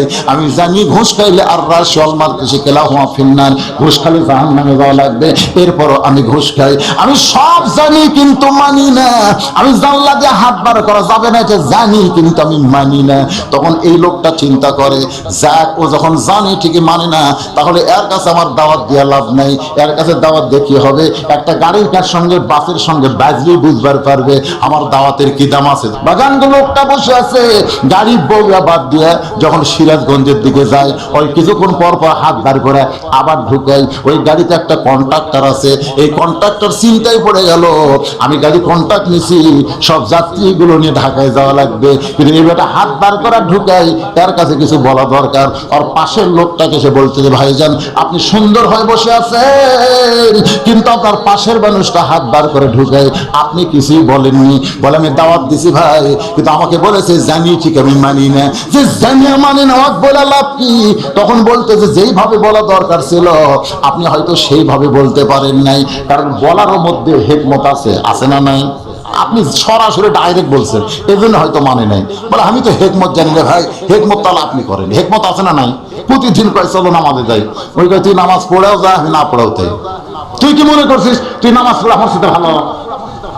লোকটা কয় কে রে, নামাজের দাওয়াত দিলে যে গরম হয়, একটার সরাসরি নামাজের দাওয়াত দেওয়া হবে না, সুতির হাট 4টার সময় ওর হাত ধরছে, চলো যাই। লোকটা কয় ভাই এখন কোন নামাজ, আরে নামাজের জন্য নয় রে, নামাজ হবে 4:45 আর হাত ধরছি কখন? তো কয় ভাই তুই নামাজ ছাড়া তো আমার কোনোদিন কিছু করিস নাই, তো তোকে আর জীবনে নামাজের কথা কব না, আজকে হাত ধরছি তোকে একটু চা খেলাম। যেরকম কি খেলাবি? আচ্ছা নামাজের কথা বললে যে গরম হয়, ওই চা খাওয়ার কথা শুনলে গরম হবে? চা স্টলে যা বলতে যে পেঁয়াজি দাও, নিমকি দাও, মিষ্টি দাও, দাও তোকে এত কেন ভাই? খাও ভাই, তুমি আমার ভাই না, আজকে তোমার আমি খিলাবো, কারণ তোমাকে খিলানোর মধ্যে শান্তি আছে, খাও। এত কেন ভাই? খিলাবো রে ভাই, নিয়ত করছি। এই খিলাতে আসরের নামাজের আযান দিছে, যে আযান দিছে তখন বলতে হলো না। বলে কি হলো না? বলে 50 টাকা নিয়ত করছিলাম, 40 টাকা খাঁটি আযান দিল, 40 টাকা খাঁটি আযান দিল। ভাই শোনেন, আযান দিলে আমি আর থাকতে পারি না, আপনি এখানে বসে থাকবেন, চেয়ার যেন ছাড়েন না। আমি খালি যাইয়া নামাজ পড়ে 4 রাকাত নামাজ, 10 মিনিটও ভোর লাগবে না, নামাজ পড়ে আবার আসতেছি, আরো 10 টাকা, আরো কয় টাকা? লোকটাকে বলতে যে ভাই চেয়ার ছাড়বেন না, বসা থাকেন, আমি আসরের নামাজ পড়ে চলে আসতেছি। ভাই যান, আপনি খালি বসে থাকবেন, চেয়ার যেন ছাড়েন না, কারণ নিয়ত করছি 50, নিয়ত করছি কত? 40 খিলাতে আসরে আযান দিল, এই শালা মুয়াজ্জিন বোঝে না, কারণ 10 টাকা খালি আযান দিলে কি হলো?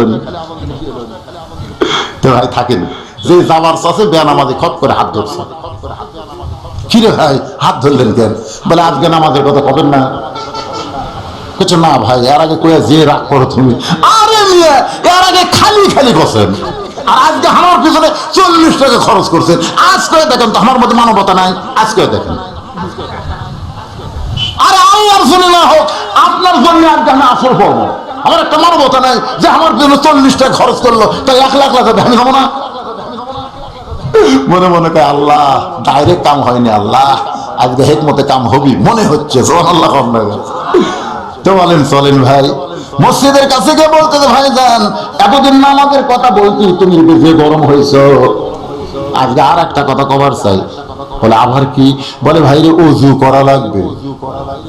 এতদিন খালি নামাজের কথা বলছি, তুমি যে গরম হছো, ওযু বলার চান্সই পাইনি, কারণ মাঘ মাস বুঝতেছেন না, ঠান্ডা। তখন বলে কি ভাই, ওযু যদি কোনো গোসল করা লাগবে তাই করবো, আমার পিছনে যে 40 টাকা খরচ করে তার জন্য ওযু করে পারবো না। ওযু করার পরে বলতে ভাই যান, আমার ঘরে ঢুকতে গেলে নিজের ইচ্ছা মতো ঢুকলে হবে না, ডান পায়ে ঢুকতে হবে। জোরে গান, কোন পায়ে? ডান পায়ে ঢুকতে হবে। জবান করে একটু আমার সঙ্গে পড়েন, আল্লাহুম্মা আফতাহলি আবওয়াব রাহমাতি। যেই মাত্র বেনামাজি মসজিদের বারান্দায় ও দাওয়াতকারী সামনে কাতারে গিয়ে আল্লাহকে বলতেছে, আল্লাহ আমার দায়িত্ব ছিল তোমার বেনামাজি বান্দাকে মসজিদের মধ্যে ঢুকানো, আমি বহু চেষ্টা করে ওরে পারি নাই, আজকে 40 টাকা খরচ করার পরে তোমার বান্দা দেখো বারান্দার দাঁড়ায় আছে। মাবুদ আমার দায়িত্ব হলো তোমার ঘরে নেওয়া, আর তোমার দায়িত্ব হলো তোমার বান্দাকে হেদায়েত দেওয়া। আমার দায়িত্ব শেষ, আমাকে তুমি ধরে পারবা না। তো আল্লাহ পারবা? তো মানে আল্লাহ বলতেছে, মসজিদের মধ্যে গেলে কার সাথে যোগাযোগ হয়? আল্লাহর সাথে। আল্লাহ বলতেছে, আল্লাহ আমার দায়িত্ব শেষ, আমি যেভাবেই হোক তোমার বান্দাকে তোমার ঘরের মধ্যে ঢুকে দিছি, এখন তোমার দায়িত্ব হলো হেদায়েতের মধ্যে ঢুকেন। আমার দায়িত্ব শেষ, তোমার দায়িত্ব শুরু। এমন ভাবে আল্লাহ বলছে ভাই। আল্লাহ কয় যা, ومن أحسن قولا ممن دعا إلى الله وعمل صالحا وقال إنني من المسلمين। আসরের 4 রাকাত ফরজ নামাজ হয়ে গেছে, বলছে তো ভাইজান চলো যাই, আরো 10 টাকা বাকি আছে। শুধু কান্দে, শুধু কান্দে। নামাজে বলে ভাইজান চলো যাই, আরো 10 টাকা, 2 জন চা খাবার চাই, শুধু কান্দে। নামাজে বলে ভাই কান্দো কেন? বলে কান্দার কারণ হলো নামাজের মধ্যে এত শান্তি আমি জীবনেও কোনোদিন বুঝি নাই, আজকে আসরের মধ্যে বসতে পারলাম, গোটা দুনিয়া ছাড়তে পারবো রে, আর জীবনে আল্লাহর নামাজ ছাড়বো না। জোরে কান্না সুবহানাল্লাহ। এইভাবে যারা হেকমতের সঙ্গে মানুষকে বেনামাজিকে আল্লাহর ঘরের মধ্যে ঢুকাবার পারে, আমার আল্লাহ তাআলা ইহদিনাস সিরাতাল মুস্তাকিম তার গলায় হেদায়েতের মালা পরায়া দেয়। আল্লাহ পাক আমাদের সবাইকে কবুল করুক, সকলে বলে আল্লাহুম্মা আমিন। বাইরে বেশি রাত ওয়াজ করা কোনো ফ্যাক্টর না, কিন্তু ফজরের নামাজ জামাতে আদায় করা বড় কষ্ট, জোরে কোন কথা ঠিক কিনা? এই জন্য মান্দার মধ্যে আমি ওয়াজ বেশি নেই, কারণ কি জানেন? এই মান্দায় 12টার মধ্যে ওয়াজ শেষ হয়, 12টার মধ্যে ওয়াজ শেষ হলে বাড়িতে যে ঘুমাতে ঘুমাতে 1টা বাজে, ইনশাল্লাহ আজান আমাদের কানত পড়ে আমরা জামাতে নামাজ পড়তে পারি, ঠিক কিনা বলেন? আমি কিন্তু বাগবানের মধ্যে এই ভয় দাওয়াত দিই না, ওটি ওয়াজের কোনো টাইম নেই। 2টা, 2:30, 3টার সময় শেষ করে বাড়িতে হিচ্ছ দিয়ে ঘুমাই, একজনও চেতন পায় না, এমনকি মুয়াজ্জিন যদি ওয়াজ শোনে উনিও চেতন পায় না। আল্লাহ পাক আমাদের ফজরের নামাজ আদায় করার তৌফিক দেখ, সকল বলে আল্লাহুম্মা আমিন। আস্তাগফিরুল্লাহ রাব্বি মিন কুল্লি যামবি ওয়া তুবু ইলাইহি, আস্তাগফিরুল্লাহ রাব্বি মিন কুল্লি যামবি ওয়া তুবু ইলাইহি, লা হাওলা ওয়ালা কুওয়াতা ইল্লা বিল্লাহিল আলিয়্যিল আযীম। আমার সাবেক চেয়ারম্যান ভাই 19 বছর চেয়ারম্যানই করছে ভাই, আমার এবারও বসে আছে। আমি বলছি ভাই আপনি কি বর্তমান না সাবেক? এবার সাবেক হয়ে গেছি ভাই, 26টা কোরআন শরীফ হয়ে গেছে। লিল্লাহি তাকবীর, মাশাআল্লাহ। এই উঠে আবার কোন দিকে যার মনে করতেছে যে মোনাজাতের কি দরকার আছে? আর দোয়া মুখল ইবাদ, এই দোয়াটা হচ্ছে ইবাদতের মাথা। আপনারা কোনো জায়গায় যদি যাই দেখেন একটা মানুষ আছে কি তোর মাথা নাই, সবাই কিন্তু চিন্তা করি কে রে, আসলে মাথা না থাকলে চেনা যাবে? আপনার যে এত রাত ওয়াজ শুনলেন, এখান থেকে মাথা ছাড়াই চলে যাচ্ছেন, মাথা ছাড়া, ধরে কোন কি ছাড়া? তা আপনারা কি মাথাটা সাথে নেবেন না? এ কথা কর না কেন, মাথাটা নেবেন না, পরে সিনা কষ্ট হবে, ই কে রে? এই জন্য আর দোয়া হচ্ছে মাথা, দোয়াটা হচ্ছে মাথা। আমরা মাথাটা আদায় করব সকল। আল্লাহুম্মা আমিন। আল্লাহুম্মা আনতাস সালাম ওয়া মিনকাস সালাম, তাবারাকতা ইয়া যাল জালালি ওয়াল ইকরাম।